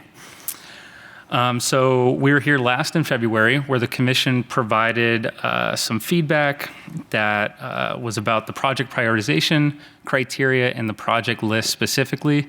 These recommendations were consistent with what we heard from the BPC, which was that the school proximity scoring might be overweighted and that the Vision Zero high entry network scoring should be increased. So we then went to the City Council in April and communicated those recommendations from the commissions. We also presented all the Phase 2 materials that were also presented to the BPC and Planning Commission. At that meeting as well, we walked the City Council through what it would look like if they chose that recommended scoring approach. So projects that relied more heavily on the school proximity scoring would fall, whereas projects that naturally relied on the Vision Zero scoring would increase. And then if a project was located on a suggested route to school or a high injury network, those remain relatively flat. So at that meeting, Council provided direction to staff to go and rescore the projects using the Commission recommended scoring adjustment. So staff then went and rescored the projects as part of Phase 3. And the core of Phase 3 was really just consolidating all of the work that had been developed in Phases 1 and 2 and putting that into a comprehensive document, the draft ATP, for public review. So the document is comprised of all the materials that were developed in Phases 1 and 2, the existing conditions, the network recommendations, the public input received, and it's all consistent with the direction that Council has provided throughout the course of the project. So the draft plan was available for public review for 30 days, and most of the comments we received were similar to the type of comments that we gathered in Phases 1 and 2. There were specific comments and requests for sidewalk gap closures. There were things that were actually outside the scope of the ATP, like railroad right-of-way acquisition. There were a bunch of minor comments related to the style of the document, so request to change map symbology or choose a different image for a specific page. And then the only substantive change that was made was we added language in Chapter 1, really emphasizing the importance of e-bike and electric micromobility education, specifically for students. This was previously included in Chapter 6 as a programmatic recommendation, but given the community's strong interest in the topic, we felt it was important to bring it forward in the plan, make it very visible, and really emphasize that this is something that's a community priority. So the next steps are to go to the BPC for review and then to City Council for adoption consideration in September. And the recommended action is to recommend that the City Council adopt the active transportation plan. Great. Thank you, David and Matthew. And we'll bring this back to the commission now. Any clarifying questions? All right. Well, I do, if I'll go first. How many of these projects, so, the list is very extensive, hundreds of items. How many do we intend to get done within like a 2 to 4 year cycle? There's no specific number. Project delivery will depend on a variety of factors. We'll look at what's possible within the pavement maintenance schedule, what grant opportunities are present and we could pursue, what is there community supportive at the time, and ultimately project delivery is going to depend on like council authorization and being able to move the project through the CIP process. Okay, so council looks at the list and they pick, they're not necessarily going, top down from highest number of points to lowest. They could literally pick from anywhere in the list. That's correct. I see. Okay, that's helpful. And so I vaguely recall this, but projects cannot get removed from this list once they're on it? Like if the community doesn't agree with them or anything, how does that work? There's no reason that council would not be able to amend the plan to remove projects. It just doesn't make sense, and it's very uncommon. Okay, got it. Thank you. And then my final question was on one of the pages, it said the improvement costs are estimated at $43 million. And I know that's probably a very high-level estimate, but does that include grant funding or not? And what's behind that number? That's so we had HMH as a sub to come up with those construction estimates, and that's looking at all of the projects in the list and their total construction costs. Okay, not including grant funding then. Okay. No, so that's just how much is it going to cost if you wanted to go out and build all the projects in the list. Got it. Okay, thank you very much. Any other questions from commission? Yeah, I had a couple of questions, but just to clarify, isn't it? I think the majority of the bike ped projects are some of the most efficient in terms of how much grant money we're able to get, if I remember correctly. Is that right? A lot of recently completed projects have been funded through grants. Yeah. Okay. So a couple of questions. One is on page 86, which is the recommended transportation technology corridors. I noticed that Foothill Boulevard was not included, and then the lower half of Miller/Wolf. So the second half of the south end of Miller, which I've driven on many times, and cars go really, really fast on that, and it's kind of crazy. Can you talk a little bit about why those two were excluded? Yeah, so when we're here last, I think February 10th, the Feb 10 staff report kind of lays out the methodology for selecting those corridors. And it was first based off of looking at the typology C intersections, which were the recommendations for traffic signal and control improvements, and then their relationship to the Vision Zero high injury network. And then once we had those established, where within those corridors are their highest rates of collisions, where the primary collision factor can be associated with red light running or some sort of confusion at the intersection. And then lastly, we looked at which intersections the city actually owns and maintains, because that's going to determine our ability to actually put technology in the field. Okay, got it. And then I had one other question. Okay.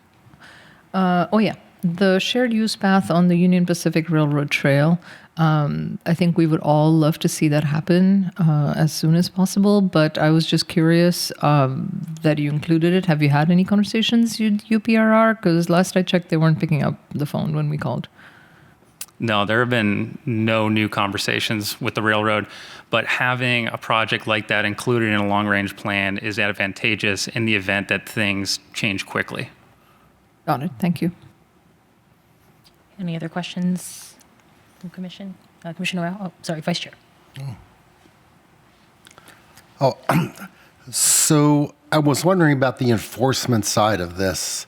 What kind of funding is needed to do more enforcement, especially of, well, I'll give you an example. I crossed with the traffic signal on Pacifica and De Anza, and cars zoomed through, almost hitting me.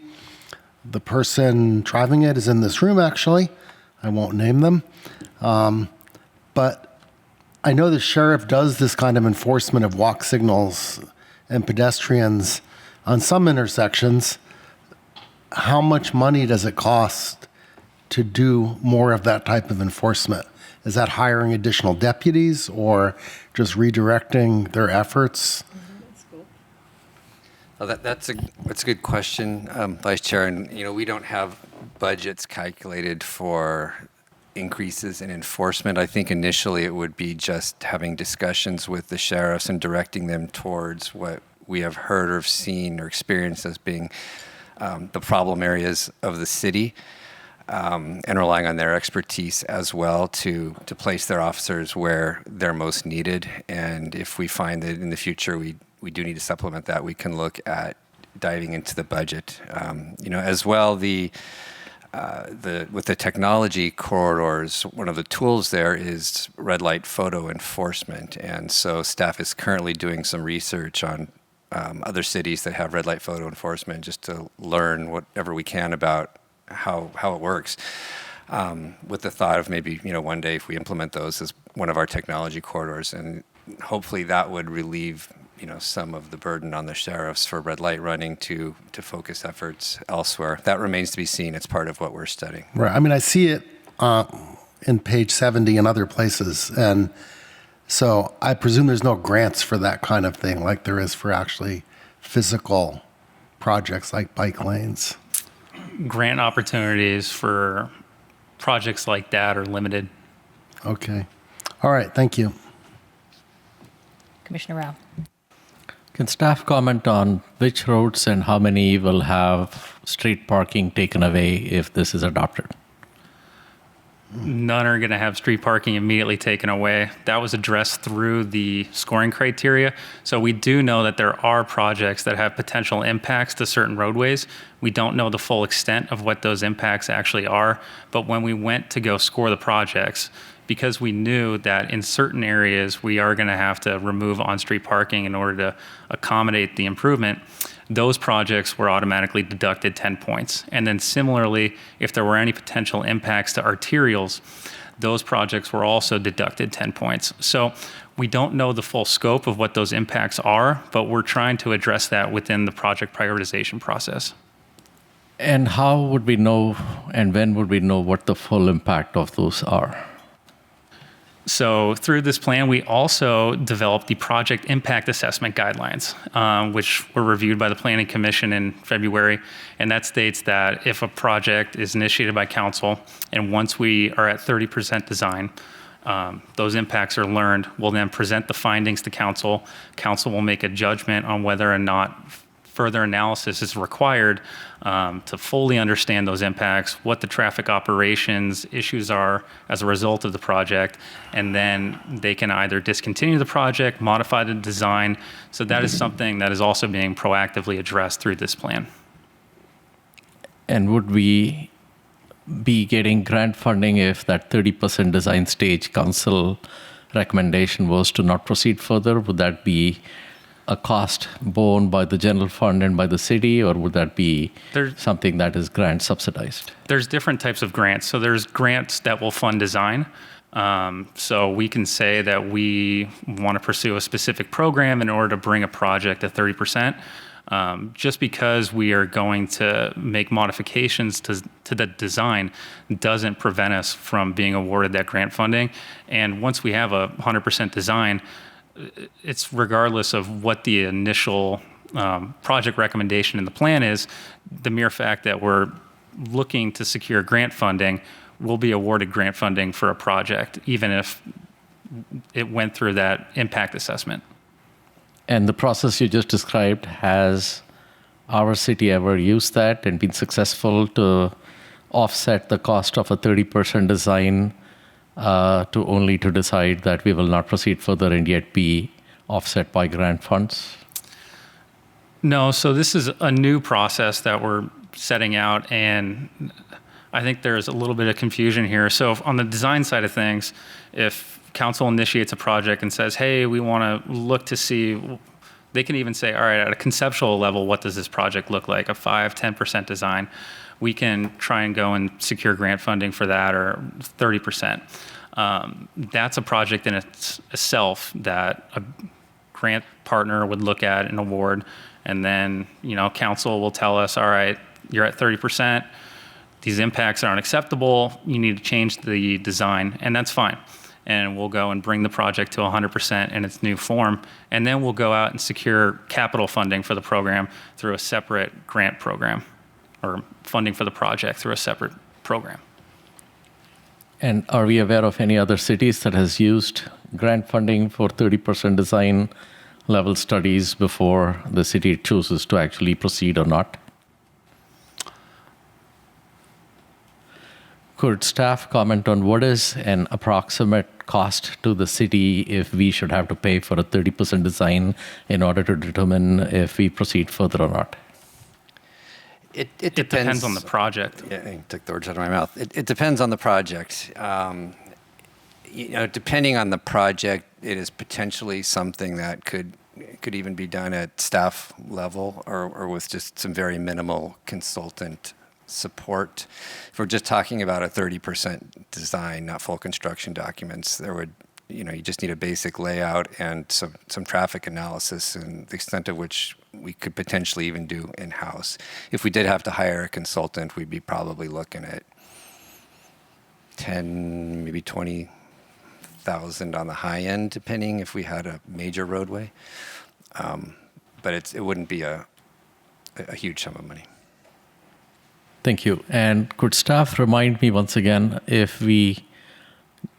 believe we assumed that we would be grant funded for this phase 1, phase 2, and the process to date, and we needed to accept the report in order to make sure those grants did actually pay out. Is that That's my correct. So understanding? the ATP is being funded through our TDA3 allocation, which I think is what either Palo Alto or Mountain View is also doing. And in order to receive reimbursement, we need to complete the project.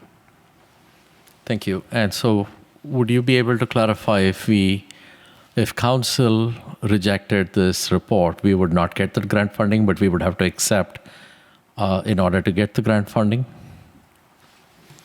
Yes. But but council could accept with certain. Under what conditions could this be accepted with Council grant just funding needs to received? adopt the active transportation plan. Okay. Well, is there a difference between accepting a study or a report and adopting? That might be a question for Michael. In my mind, no. It's the plan that the council has agreed will be the roadmap for active transportation for the next 5 or 10 years. And that also might be a question we need to ask MTC staff who program TDA3 dollars. So if council decides to not adopt this plan, what is the cost to the general fund?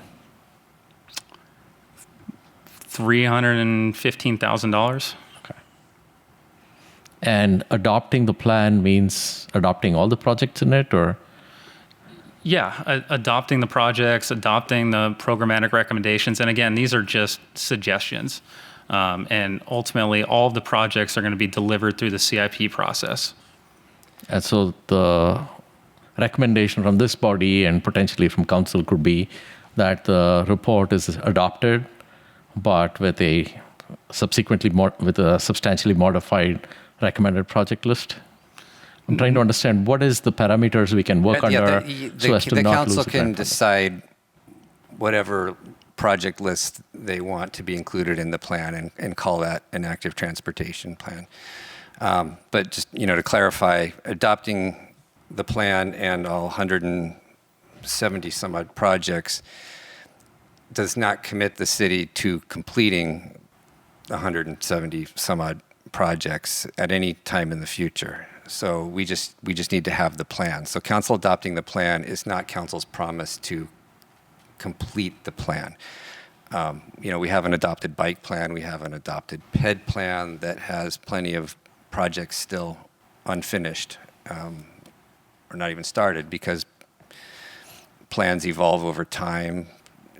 Communities change, and MTC and the agencies understand that. So we just need a roadmap to get us in a direction. If it changes later, if the plan is not filled out, that's fine. We just need to have that roadmap in place. Thank you, Chair. To clarify on Commissioner Rao's point, so this commission could adopt this plan, but with some recommendations for consideration by council, correct? Okay, I see. Any other questions?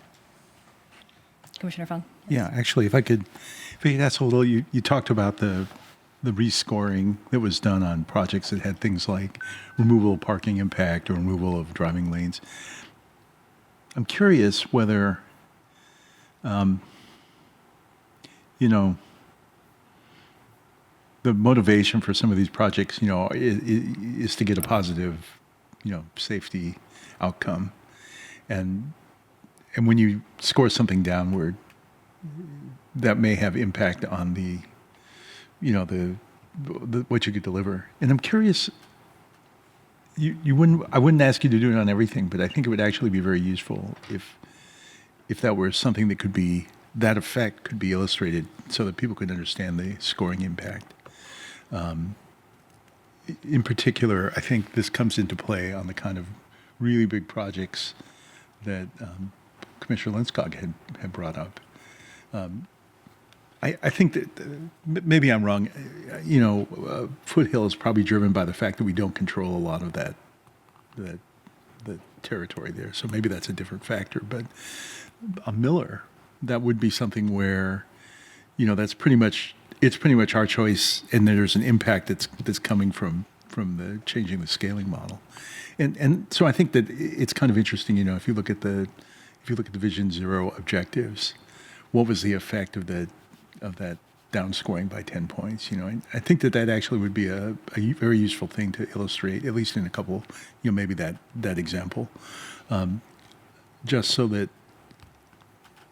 I remember one of the feedbacks that we had was, around these things that had to do with weighting. The weighting for schools had been very, very, very high in the previous thing. So I think that to make this effective, to maximize the effectiveness for the final adoption, just maybe to understand a little bit deeper in illustrative cases of the effect of the scoring. Any other clarifying questions from Commission? Yes, Chair. So I'm looking at this outreach phase, and thank you for all the sincere efforts that went into the outreach. I was, happy to witness some of that. How, during the outreach phase, did we communicate that to residents that we might be losing street parking? Was that explicitly stated during outreach to residents that we could lose street parking because of this project? No, that was not communicated. Again, we don't know the full extent of what those impacts are, so it would be misleading to potentially misrepresent what is actually going to be built when we're just trying to gather public input about whether or not people support these kinds of improvements. And again, we tried to address those impacts with the project scoring. So understanding that on certain roadways, parking removal is going to be required, and that project is going to be deducted and ranked appropriately on the project list as a result of that. And again, we have the project impact assessment guidelines, which try and mitigate those impacts whenever possible. But do you think the outreach could have asked a question with all of the caveats you just paraphrased? Is there a way that outreach could have occurred with all of those caveats included? It's just not something that's typically done in an active transportation plan when we're looking at, all right, at a very high level, given the width of the roadway, what's possible here, and you lay out, okay, this is a project that's going to provide the maximum safety benefits within what's available to us. So those conversations about impacts happen later when we're at the design phase, and that's when the community will provide their input and council will make a determination on, all right, is this something that we want to do, understanding that we have differing public opinion on this specific project. Does staff believe that disclosure may have materially altered the feedback that you could have received during outreach? I don't. I was at all those outreach events, and you saw me. You saw me at, I don't know, 6 maybe, several at the senior center. And candidly, people were very supportive of the projects, of the plan, of wanting to make the city more walkable and bikeable. And those conversations about impacts and what those mean and the realities come later when council is going to be making those decisions. So I don't think the outreach was impacted by not fully disclosing the fact that there are potential impacts that are currently unknown. And Thank you. I appreciate the. Yeah, if I could just add, I think we're kind of unfairly picking on parking as an impact as well. It's getting a lot of discussion here, but every project potentially has some impact to somebody about something. Parking might impact half a dozen projects. Other projects like trails might go behind residences, and there might be those kind of impacts, and we haven't discussed those or never have in the past. Ragnar Creek Trail, 60, 70 people would have said it's going to be a very big impact. Not parking, but an impact. Turns out it wasn't. No one's complained about it since the trail opened. So every project potentially has something that's going to affect somebody. And that's something that we would flesh out, as Matt is saying, when it gets to the point that it's being considered for inclusion in a CIP, or if it gets to that point, 30% design phase, and we will determine what the impacts are, whether it's parking or something else, and make that disclosure to the affected parties. Thank you. I appreciate the perspective, but I was there in many of those outreach events, and it is my belief the seniors would have reacted differently had they been asked the right questions, including with all of the caveats. If they'd been told you might see some parking impacts, that would have impacted the feedback we got from the seniors. Yeah, the last thing I'll add is this plan in comparison to the 2016 plan is way less ambitious in terms of the actual network recommendations. So the 2016 plan had envisioned class 4 bike lanes all the way on Stelling, all the way on Blaney, all the way, I want to say Homestead. And we've kind of really pulled back from that, understanding that there's a lot of driveways there, and those projects are going to be both technically challenging, and from a community perspective, deliverability is going to depend on public buy-in, and those could be potentially contentious. So when we came up with these network recommendations, we were very mindful to limit those impacts whenever possible. Thank you. I will yield my time for other commissioners. Vice Chair. So when you have an item with a lot of dislikes, like on page 30, the Kim Street and Ragnar Creek Trail intersection, did all those dislikes, were those all from people whose properties back up to the trail? I mean, could we, like David said, we saw the same thing with the part of the trail that's been completed, and now, nobody complains about it, everybody uses it. So I'm just wondering where all those dislikes came from on that item. Yeah, I think that map came from phase 1. That's since been removed from the final draft because it's kind of confusing to read.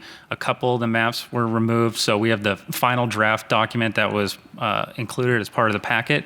But to your point, yes, that is, when you looked at the written comments, there were comments from folks along the creek there who were concerned about the impacts.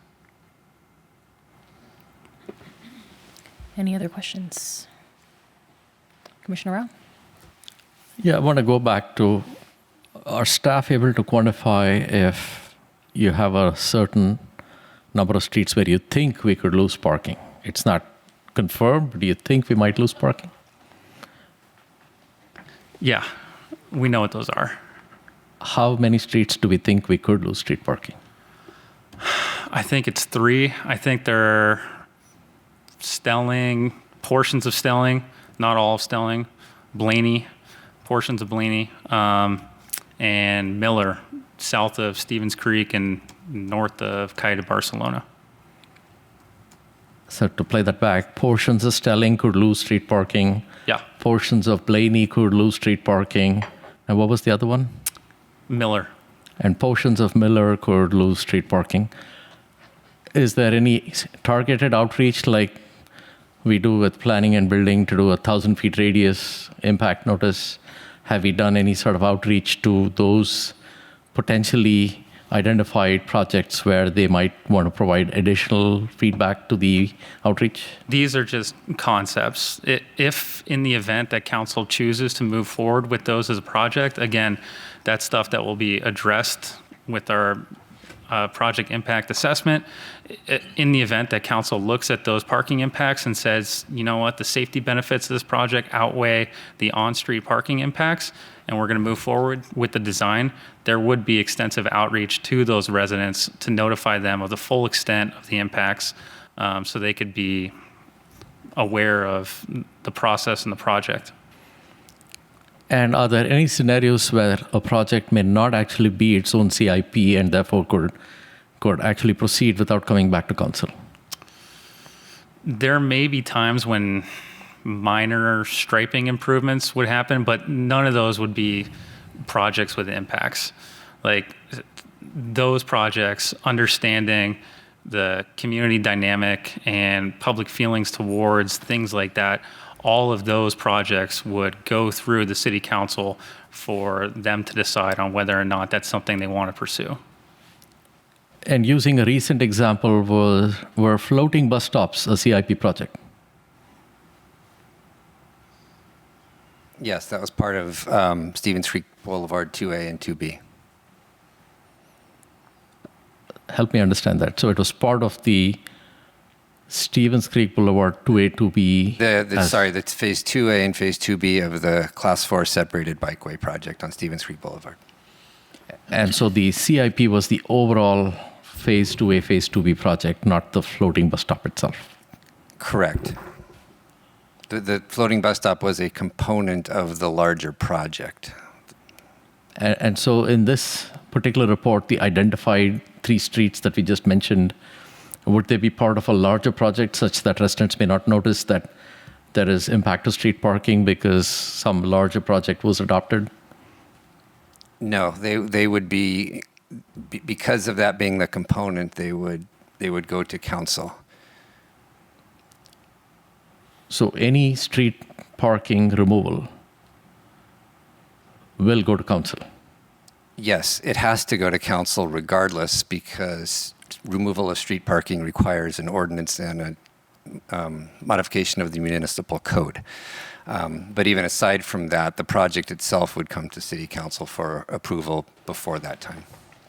Are there scenarios besides the buffered bike lane or the class 4 bike lane where we would still lose street parking because the street is not broad enough to both accommodate parking and a buffered bike lane, I guess?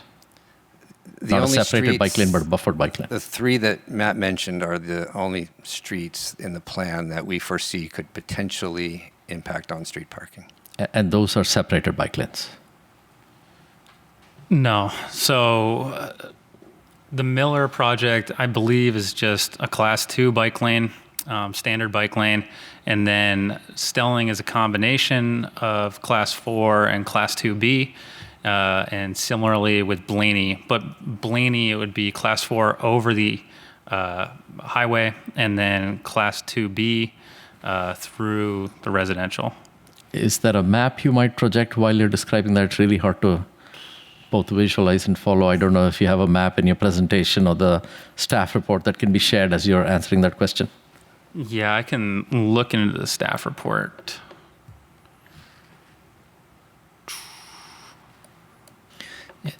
While he's looking, Chair, at some point we should move on for deliberation, but before then, take public comment.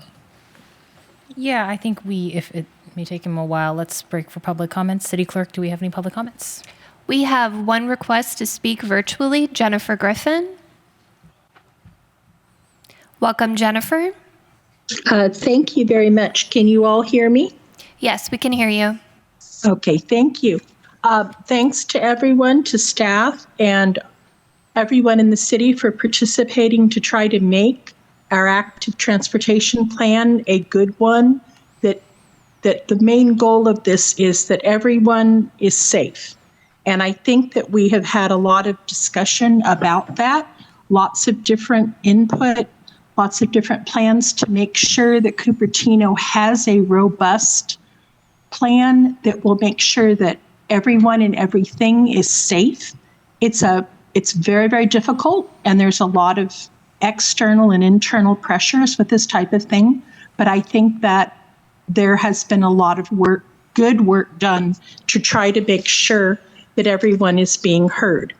In that regard, I will just make a few comments. I have been extremely concerned about children on e-bikes. I think I have mentioned this before. There have been many, many accidents in other cities and in areas. I'm in Santa Cruz a lot, down at the Rio del Mar beach areas, and I cannot even begin to tell you what I have seen down there. We have 10-year-olds on e-bikes speeding up and down Rio del Mar beach with no helmets, doing wheelies, and they're going fast, so I'm not sure what type of class bike that is.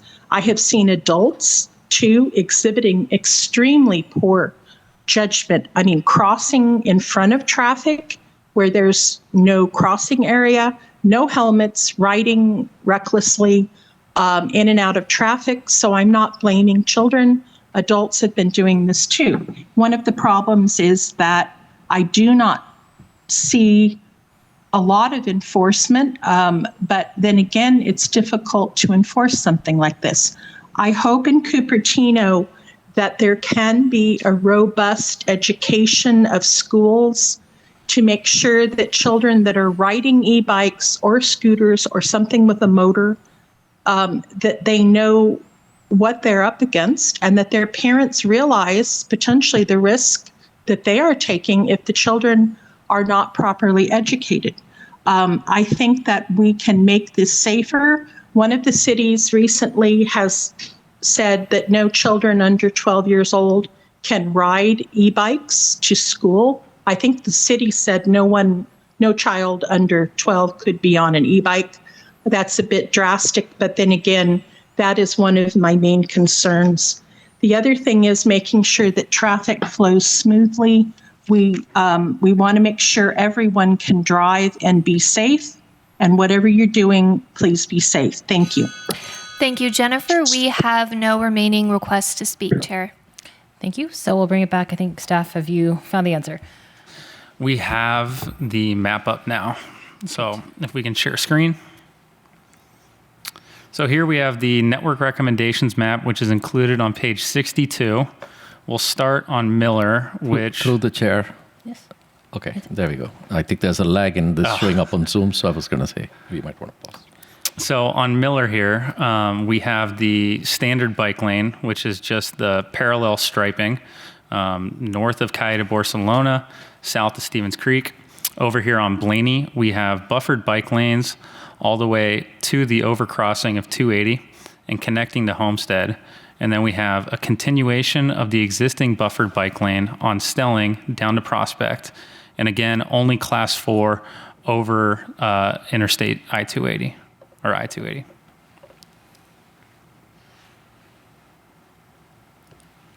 And so when you say we don't know if we might lose parking, what does that really mean? It means we don't know the number of parking stalls that would need to be removed in order to build the project. So we know we will lose parking, we just don't know how many. Correct. Yes, Vice Chair. Oh, so does the state require that cities dedicate part of the public streets for parking lots if there's not sufficient off-street parking? Why are we concerned about it's great to have a parking space, but, we maintain those streets. We spend money on paving them. And I'm just concerned, the cities are very limited in imposing parking mandates, parking minimums on new projects. And I don't want to be encouraging developers to say, oh, we're not going to include enough parking because we're just, our residents can just park their excess cars out on the street and the city's not going to ever want to use that real estate for something different like a bike lane. I just don't like the whole idea of exporting parking onto public streets. And this goes with ADUs as well. You can't require parking for ADUs, but you lose the off-street parking if they're ADUs in a garage. And yet, I don't like the whole expectation that, we'll just export all these extra cars onto the streets instead of using them for the public benefit. So I guess I differ a lot with one of my fellow commissioners on that. All right. Do we have any other questions? Yes, Chair.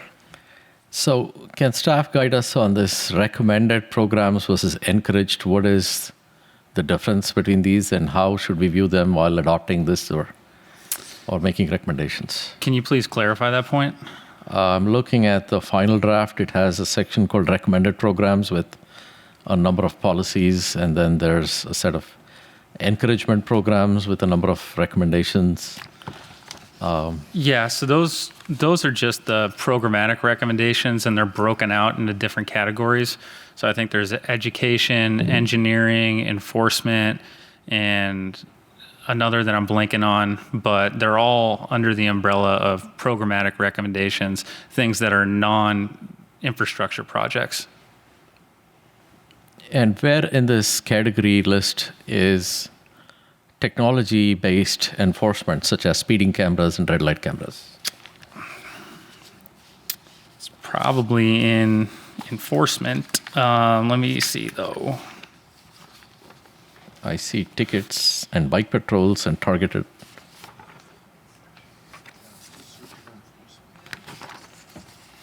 I am seeing enforcement, but I only see 3 categories here, which is traffic tickets, bike patrols, and targeted.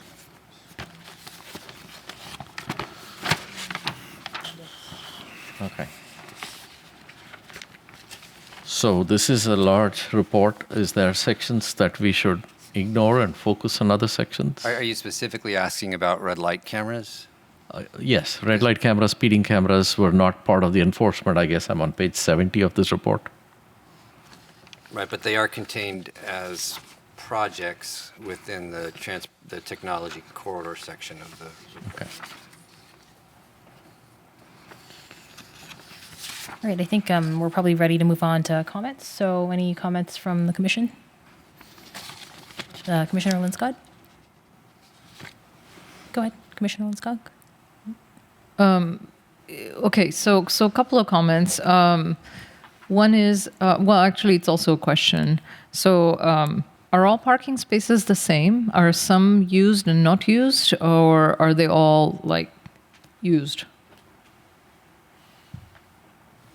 There's different utilization across the city. That's something that we would learn as part of the 30% when we do the impact assessment and do a in the field parking utilization survey. Okay, so, but it's safe to say not all parking spaces in the city are always used. Depending on the time of day. Correct. Okay, thank you. So I guess my comments on this is I actually want to commend the staff. I think you guys have done a really good job of trying to listen to all the feedback you've gotten over the last year now from 3 constituent bodies and plus the public.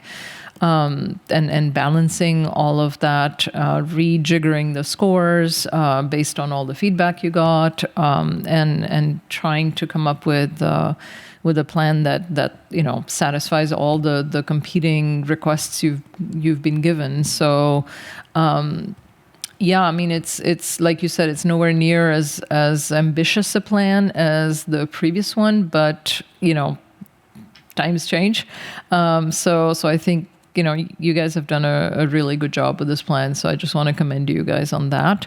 Beyond that, yeah, I mean, I think I asked a lot of the questions I had, so I think I'm good otherwise. Any other comments? Commissioner Fung? Sure, I'll echo that as well. I think that I felt that the update is responsive to the feedback that we had given. Maybe with that one caveat in the area that I'd commented on before, that I don't know that it's necessarily your charge to solve the political problem of coming up with a set of recommendations. So, there is no mechanism other than to have a weighting, and it seems like it's sensible, seems like it's applied. I think that these particular changes were very responsive to the varying feedback that you're getting.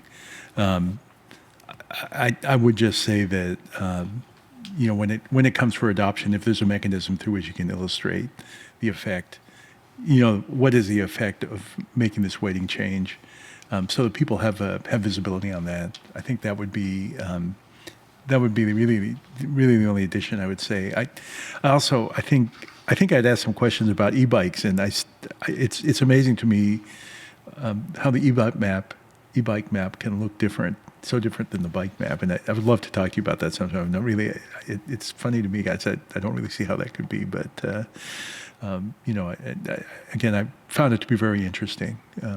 Something new on every page. So, thank you. Great. I'd like to make my comments. So I agree with the commission. I think there's some excellent projects here, and I know that a lot of work has gone into it. I think the pedestrian improvements especially will, I hear feedback from the community about concerns about crossings, and I think that'll be really helpful.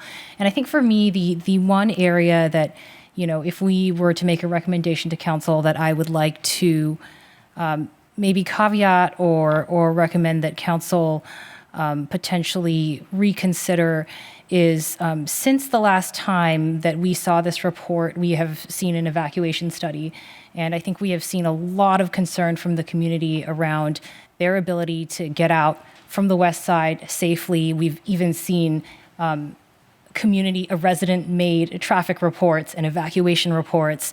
And so we know there's a lot of concern from the west side and their ability to get out. And specifically, I'm looking at Foothill.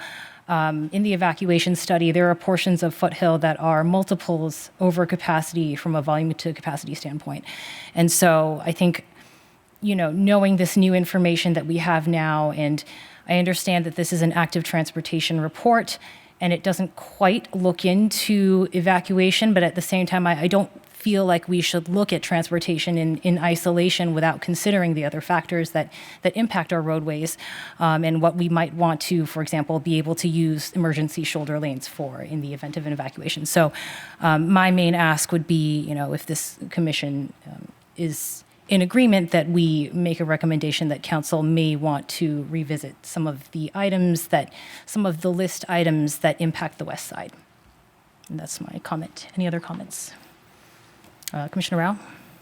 Yeah, Chair, the west side is a very broad term as someone that lives there, so I don't know that depends on what is west side. Could be west of Bub, could be west of Dianza, but let me just sort of offer up that the sidewalks would be, in general, a very good project. Are there sidewalks proposed on Schofield Drive? I know there's a lot of projects here, but it's Schofield and Dianza.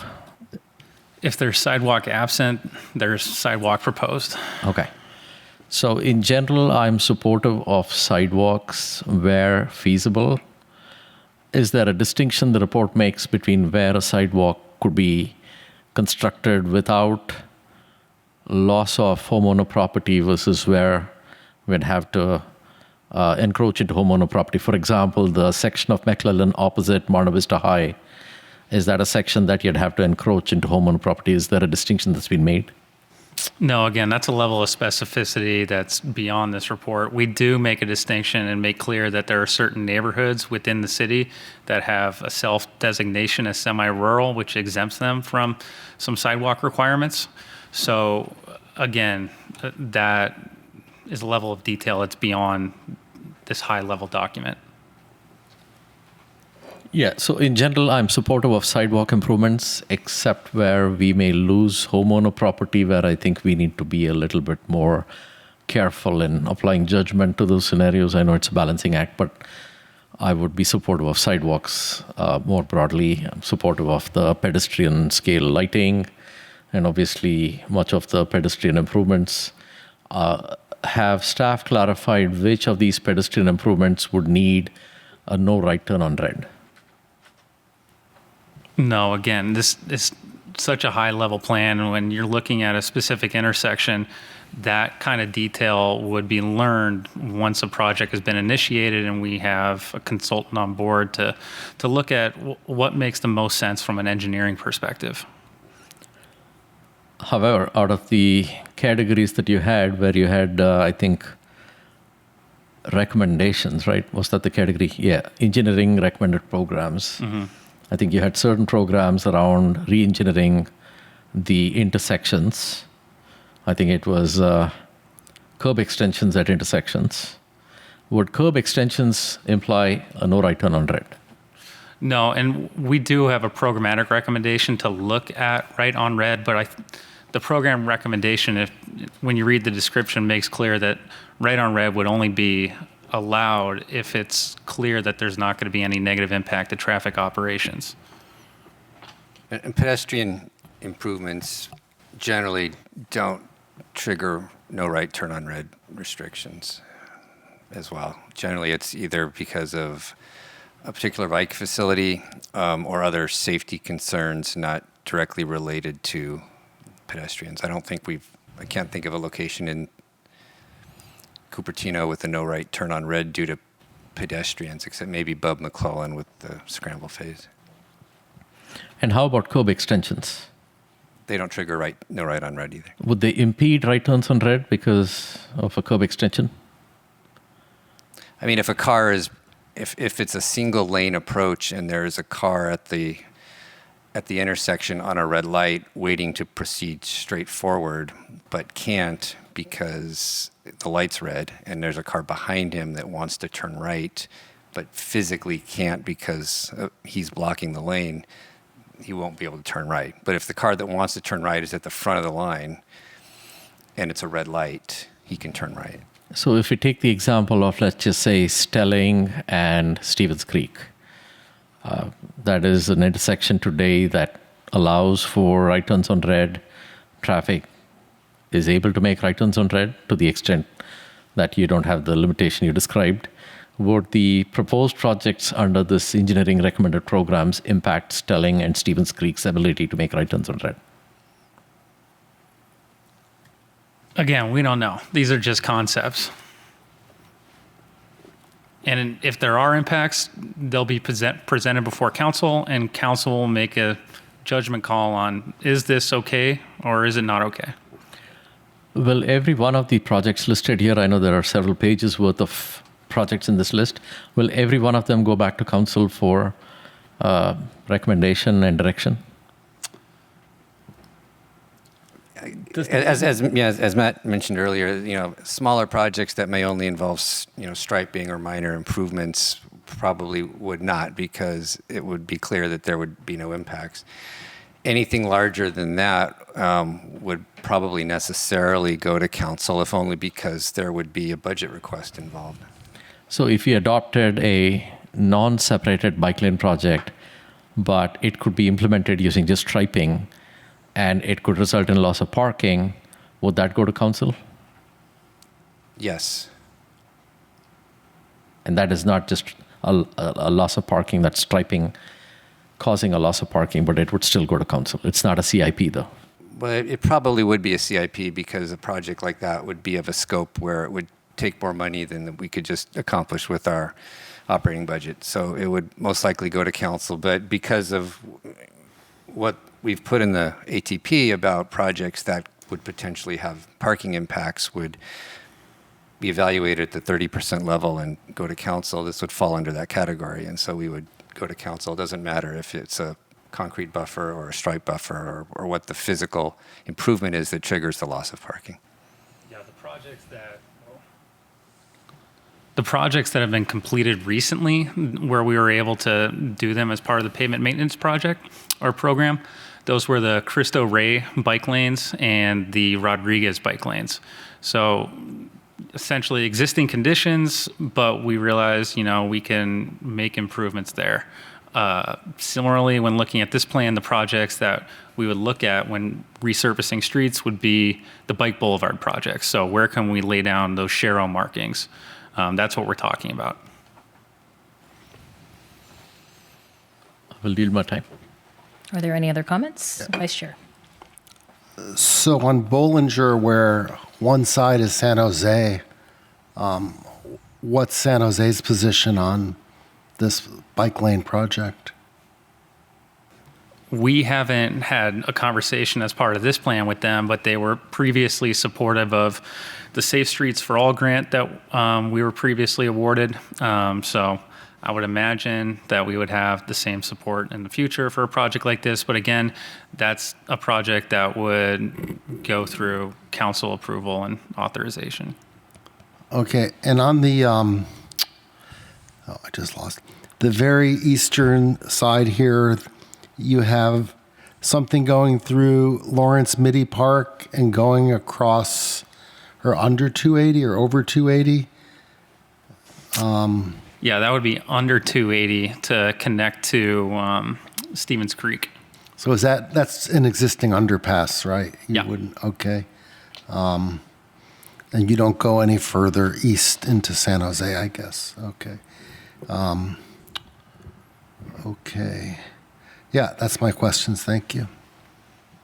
Any other comments or questions? Thank you, Commissioner Chair. Rowe.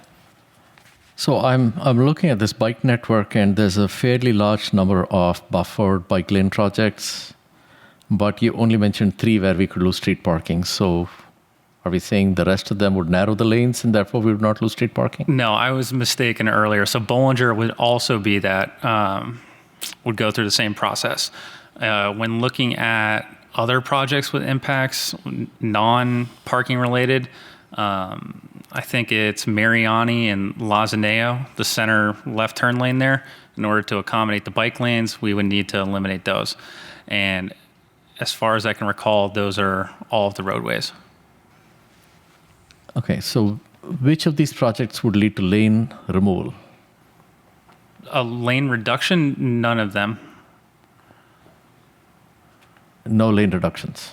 Well, we don't know. So Bollinger, again, potentially could, but that would be part of a study, and similar to what we were going to look at under the Safe Streets for All grant that we previously were awarded. We would look at several concepts, one of which would be removal of a lane, and that would go through a large public process and city council, and everybody would be aware and have a chance to weigh in on it. So that's one potential project that would remove a lane. And then, as Matt just mentioned, Mariani near Dianza, if we were to put bike lanes on that street near the Dianza intersection, there would be one of the, I think it's a left turn lane that would potentially need to be removed just because there physically isn't enough space for a bike lane. It wouldn't be any parking removal because there's no parking there now. But it would be a turn lane that would potentially be removed, and that's also something that we would have to study the capacity of the intersection. How about Rainbow between Stelling and Dianza? Is that, I think there's a proposed buffered bike lane on Rainbow. Yeah, the consultant didn't communicate that there would be impacts on Rainbow. That's a pretty wide roadway. Yeah, we could most likely accommodate a buffer bike lane or something similar to that on Rainbow without impacting the parking. And let me caveat the question, without impacting parking and without lane reduction. So, you could obviously keep parking but lose a lane. So we would not lose a lane. Okay. Yeah. So again, let me reiterate a point. Any project that has a parking or a lane reduction impact, regardless of if we're talking about it right now, if it's on the plan and it has one of those impacts, would go to council with the impact. And given staff has seen all of the feedback that you have received through written comments and public comments and extended amount of feedback, do you believe there is public sentiment that would like to not see lane reduction, or do you believe lane reduction is actually a good thing? I personally believe there's plenty of appetite for making these types of safety improvements around the city. With lane reductions? Yes. Okay. If necessary. Again, we would do the outreach and go to council, but my own experience, probably Matt's as well, is that I've not received much, if any, negative feedback regarding lane reductions. We haven't done many of them. But, and staff have similarly seen, with parking removal. And staff have seen the feedback you've received in written comments and public comments over the course of the various projects that you've had in the recent. Yes. Okay. And you believe lane reduction is... Okay, thank you. Any other comments? Vice Chair. So the lane reduction, how many inches is each lane reduced? Well, I think when we're talking about lane reduction, we mean lane removal. Oh, lane removal. Okay, I was thinking like on Dianza, I think the lanes got a little bit narrower, didn't they? Some of them got narrower, some of them got wider. Okay, and so how much narrower did those get? Like half a foot or? It varies. Some half a foot. Okay. And I'm looking back to Bollinger, so I'm thinking of Palo Alto where they kind of encourage people to use the bike boulevard on Bryant, which goes all the way into Mountain View, and discourage kind of people from using the really busy street like Alma Avenue. So I'm just thinking, you know, Bollinger is really not that pleasant of a street to bike on if people know that there's the alternative of the bike boulevard, including Regnart Creek and Cala de Barcelona and Barnhart, whatever. So do we, any education campaign to say, hey, you know, you really might want to think about, you know, using the bike boulevard instead of these major arterials? And that could be something that we would consider as part of a plan if we were going to do something like that, absolutely. Okay. Any other comments? Yes, Chair. Yes. So can staff talk about the time sensitivity of moving this through its process? Is there any particular timing to making sure the grant is actually received versus not received? I would need to confirm with MTC staff to understand what our obligations are under TDA 3. We had provided a project timeline, and I'm not familiar with MTC requirements as they relate to TDA 3 projects. And is this the final round of reviews you expect? I know it's never final, but is it your belief that this is the final round and it goes to council for final approval? Yes, absolutely. When we went to council in April, the feedback we got was very positive. The only recommendation that they had was regarding doing the relative weighting, the criteria based on what the commissions had recommended. That was pretty much the only comment, and we did that. So I'm confident that we have got a document that the council is going to be pleased with. And is this already on the calendar for council? I believe it's tentatively scheduled. These things have a way of shifting, but right now. Do you know what that date is? September 14th, I think. Okay, September 14th. So that's less than 6 weeks away before we have a new council that comes in with an election. Is that right? September 14th? Correct. Okay. Is there any reason to do this 6 weeks sooner rather than wait to see a new council and what they might, and what the direction might be from a new council 6 weeks later? Not that I can see. We've gone through a very intensive process of full discussions with commissions 3 times each. Council will be the 3rd time. Extensive public outreach. It's kind of time to wrap this up and move on with delivering projects. But staff does observe that we do have 2 council members changing, and potentially we could have 3 council members changing. Councils change, yes, but we have work to do. But a project of this magnitude that lasts for a decade, do we believe should be adopted 6 weeks before 3 or 5 council members could potentially be changed? Again, my opinion is that we're ready to adopt. Chair, I'm going to recommend maybe taking a motion and then to facilitate further discussion. Yes, I would like to make a motion that the Planning Commission adopt the draft resolution that recommending that the City Council adopt the active transportation plan, but with the additional note that Council rethink or reevaluate projects that might impact evacuation risk in very high fire hazard zones. And that would be my motion. I will second that for the purpose of discussion. If I can just make a quick comment on that, as I think staff has repeatedly told us over and over and over again, these are concepts. These are not real projects yet. And when the actual projects come in front of us, each project will be evaluated in terms of its impact on evacuation routes. I mean, I'm looking at a lot of the projects on the west side. A buffered bike lane is just paint on the ground. It doesn't impact evacuation. So it seems premature to be. I don't know what we are asking the council to do because there's no specifics yet. So that's it feels premature to be making that kind of recommendation. I will answer that. So there is a proposal for a separated bike lane on Foothill Boulevard, which would narrow the lane.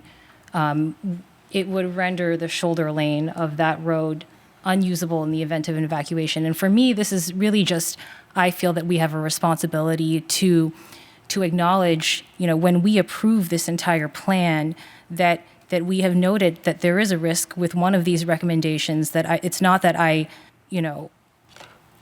approve all of this without even considering any other safety ramifications, because the truth is I do think that we have a responsibility to acknowledge these things. So that is where I'm going with that. And the report does not really mention evacuation risk anywhere, and so that is why I am calling it out separately for the public record that we are aware that some of these projects have that impact. And so would the chair accept a friendly amendment to consider smaller sized motions rather than make the adoption as its own motion, but to consider smaller motions so we can deal with individual changes that we would like to see? How would you propose that working? That we just approve the entire thing in one motion and then... I would just omit the adopt the project part and state the rest of your motion. So I believe you read out your motion. If you just left out the adopt part, then we would just tackle that one piece and then we could do a few more. All right. So I have a little different comment. Sure. So first of all, I wish there was a like button because I really did think your comment was appropriate. And I wonder whether if we make a recommendation, I think that would be useful is in the context of how this decision of how the recommendation is made, if there was a scoring mechanism that measured these projects against the evacuation routes, but that not be something that has to be done before it comes to council. So I think the recommendation is you have a report like that would be something that would come into consideration when the projects actually move forward.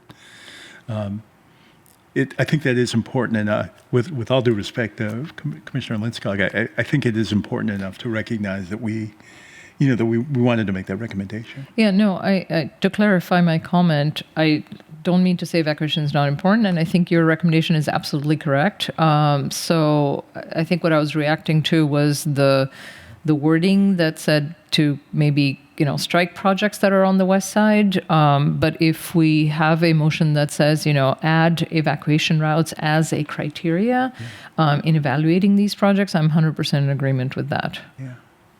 So I wouldn't recommend that we ask them to change the weighting that was done to date, just that there be a recommendation that they develop an addendum. I would be open to that.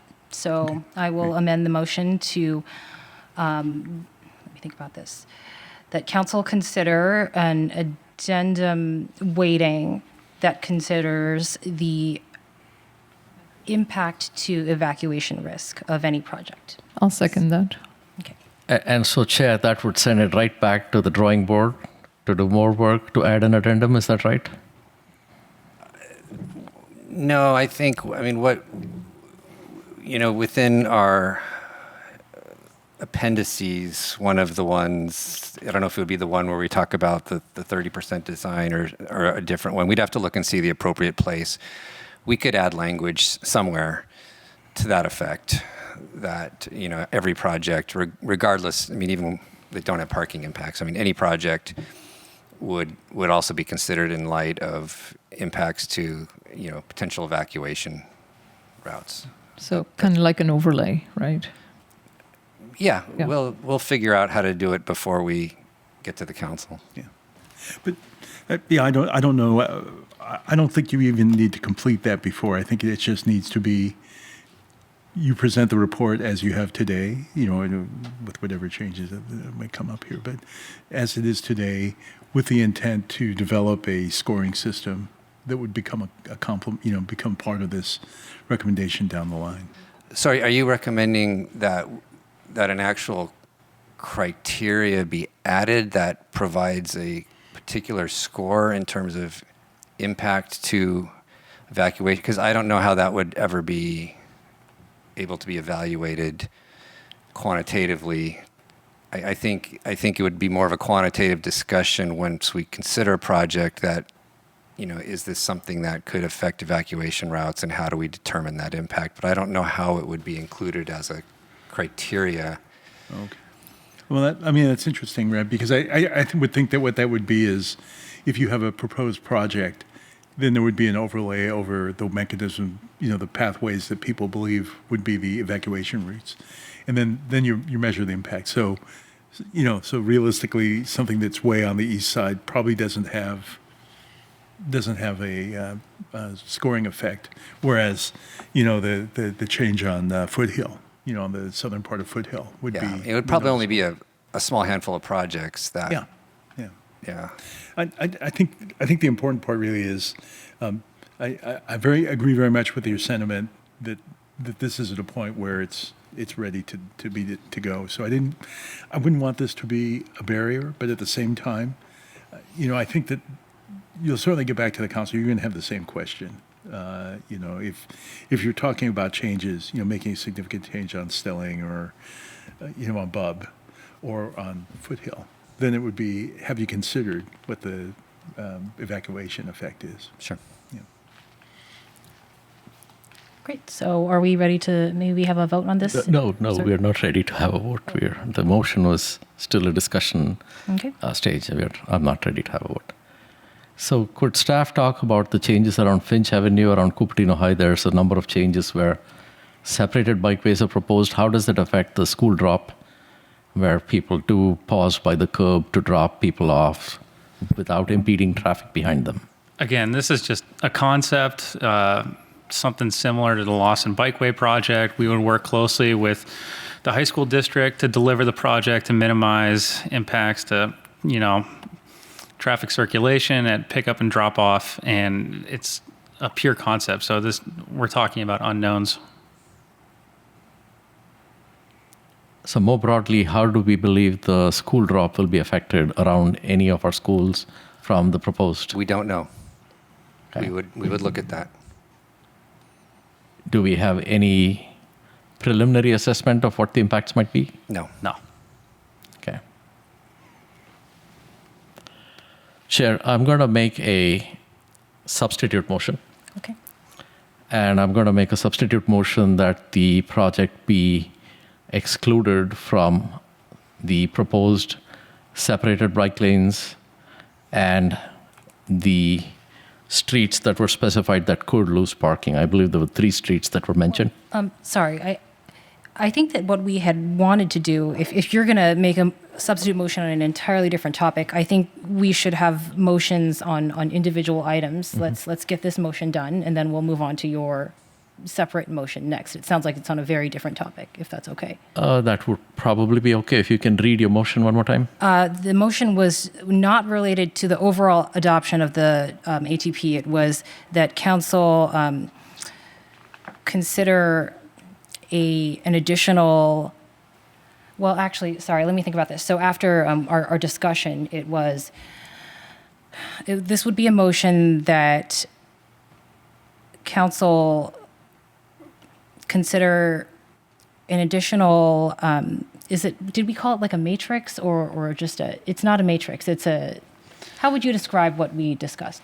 I think the best place to put what you were talking about would be in the project impact assessment guidelines, where we make clear that for certain projects with those kinds of sensitivities that they undergo some sort of evacuation route analysis as part of, the project delivery process.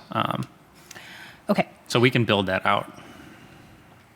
Okay, so my motion would be that we add on a modification to the active transportation plan that factors in the impact of evacuation risk in very high fire hazard zones. That was my motion. I'll second that. And City Clerk, may we please have a vote? Thank you. Can I ask? So you were not adopting the proposal as submitted. I thought that would be a separate. Yeah. So this is an addendum, not. Yes, we're voting on the addendum. Okay. Yes. Thank you.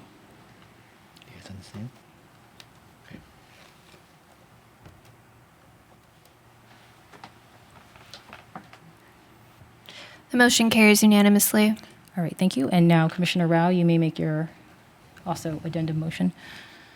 And I want to reiterate, supportive of much of what is in the report for the sidewalk improvements. I think the sidewalks are critical. Safety in the absence of sidewalk is a huge issue. I walk on Schofield. I walk on many of these sidewalks that you mentioned, all call day, Foothill, McClellan. It is scary to walk on some of these. Now, we may not be able to lose land that belongs to homeowners. So I would make a motion that we exclude from the report any recommended projects that impact street parking, lane reduction, and introduce separated bike lanes. So 3 things: street parking, lane reduction, and separated bike lanes. Can I just clarify, do we have the authority as a planning commission to exclude, or are you recommending that we recommend that council excludes? Yes. The motion would be to recommend that council exclude from the report any projects that impact street parking, cause lane reduction, or involve separated bikeways. Okay, I'll second that. Okay. Could we have a vote? I would just comment here that, we have talked about the fact that those would, any project in that category would come back for evaluation, as part of the CIP. So I don't think this is necessary. Yeah. Okay.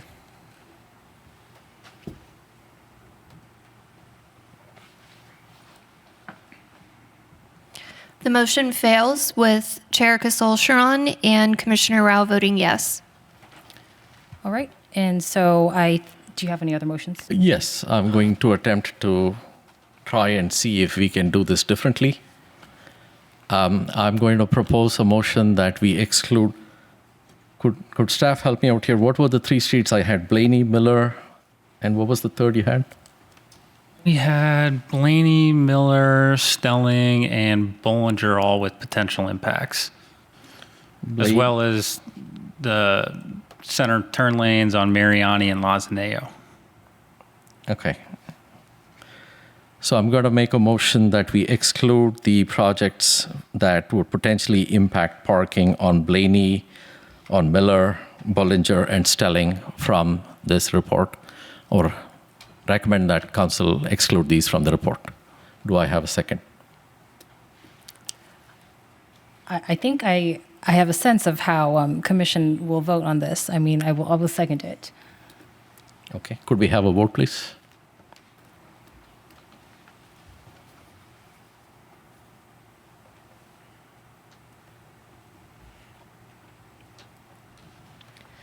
The motion fails with Chair Gasol Sharon and Commissioner Rao voting yes. So Can I make a motion now? go ahead. I'm going to make a motion that the Planning Commission adopt the draft resolution recommending that the City Council adopt the active transportation plan as recommended by staff. I'll second. All right, may we have a vote, please? Chair, I thought we were doing mini motions to work through the recommendations in the doc. We haven't finished through that yet, so maybe consider some substitute motion here. I would like to. You'll know after we do this vote. Yeah, exactly. Let's cut to the chase. Let's vote. Well, we could have a substitute motion if we had a second. So we haven't made a motion. We don't have a second yet. I think the motion was seconded, right, by Yeah. the Vice Chair? Maybe to help this be a little bit more efficient, if you could discuss what other substitute motions you were thinking of making, because I think I have a sense of how they might end up, and I'd, rather. Yes, I would want to explicitly make a motion here just so we have on the record how we stand on these various streets and neighborhood impacts that we are going to be causing and what our positions on these are. And so with that in mind, I would like to make a substitute motion that we exclude the proposed bike lane project around Finch Avenue and the related streets around Cupertino High.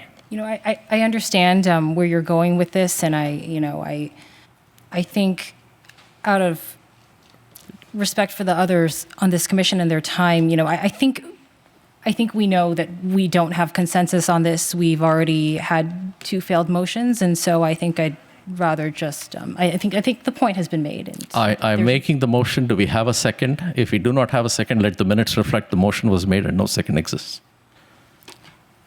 Is there a second for the motion that we not impact the streets around Cupertino High with a proposed bike lane that may impact school drop and pick? Is there a second for that? Yeah, like I said, I think I would normally second it. I just, I can read the sentiment of this commission, so I will not second it. I will hope the city clerk reflects the motion occurred and the motion failed. Thank you. Are we ready to vote? Yes, we are. And could the chair once again repeat the motion on the table that we are voting on? I believe the motion was just to approve the draft resolution. That's adopted. Yeah. Or is presented. Adopt the draft resolution, yes. The motion carried with Commissioner Rao voting no.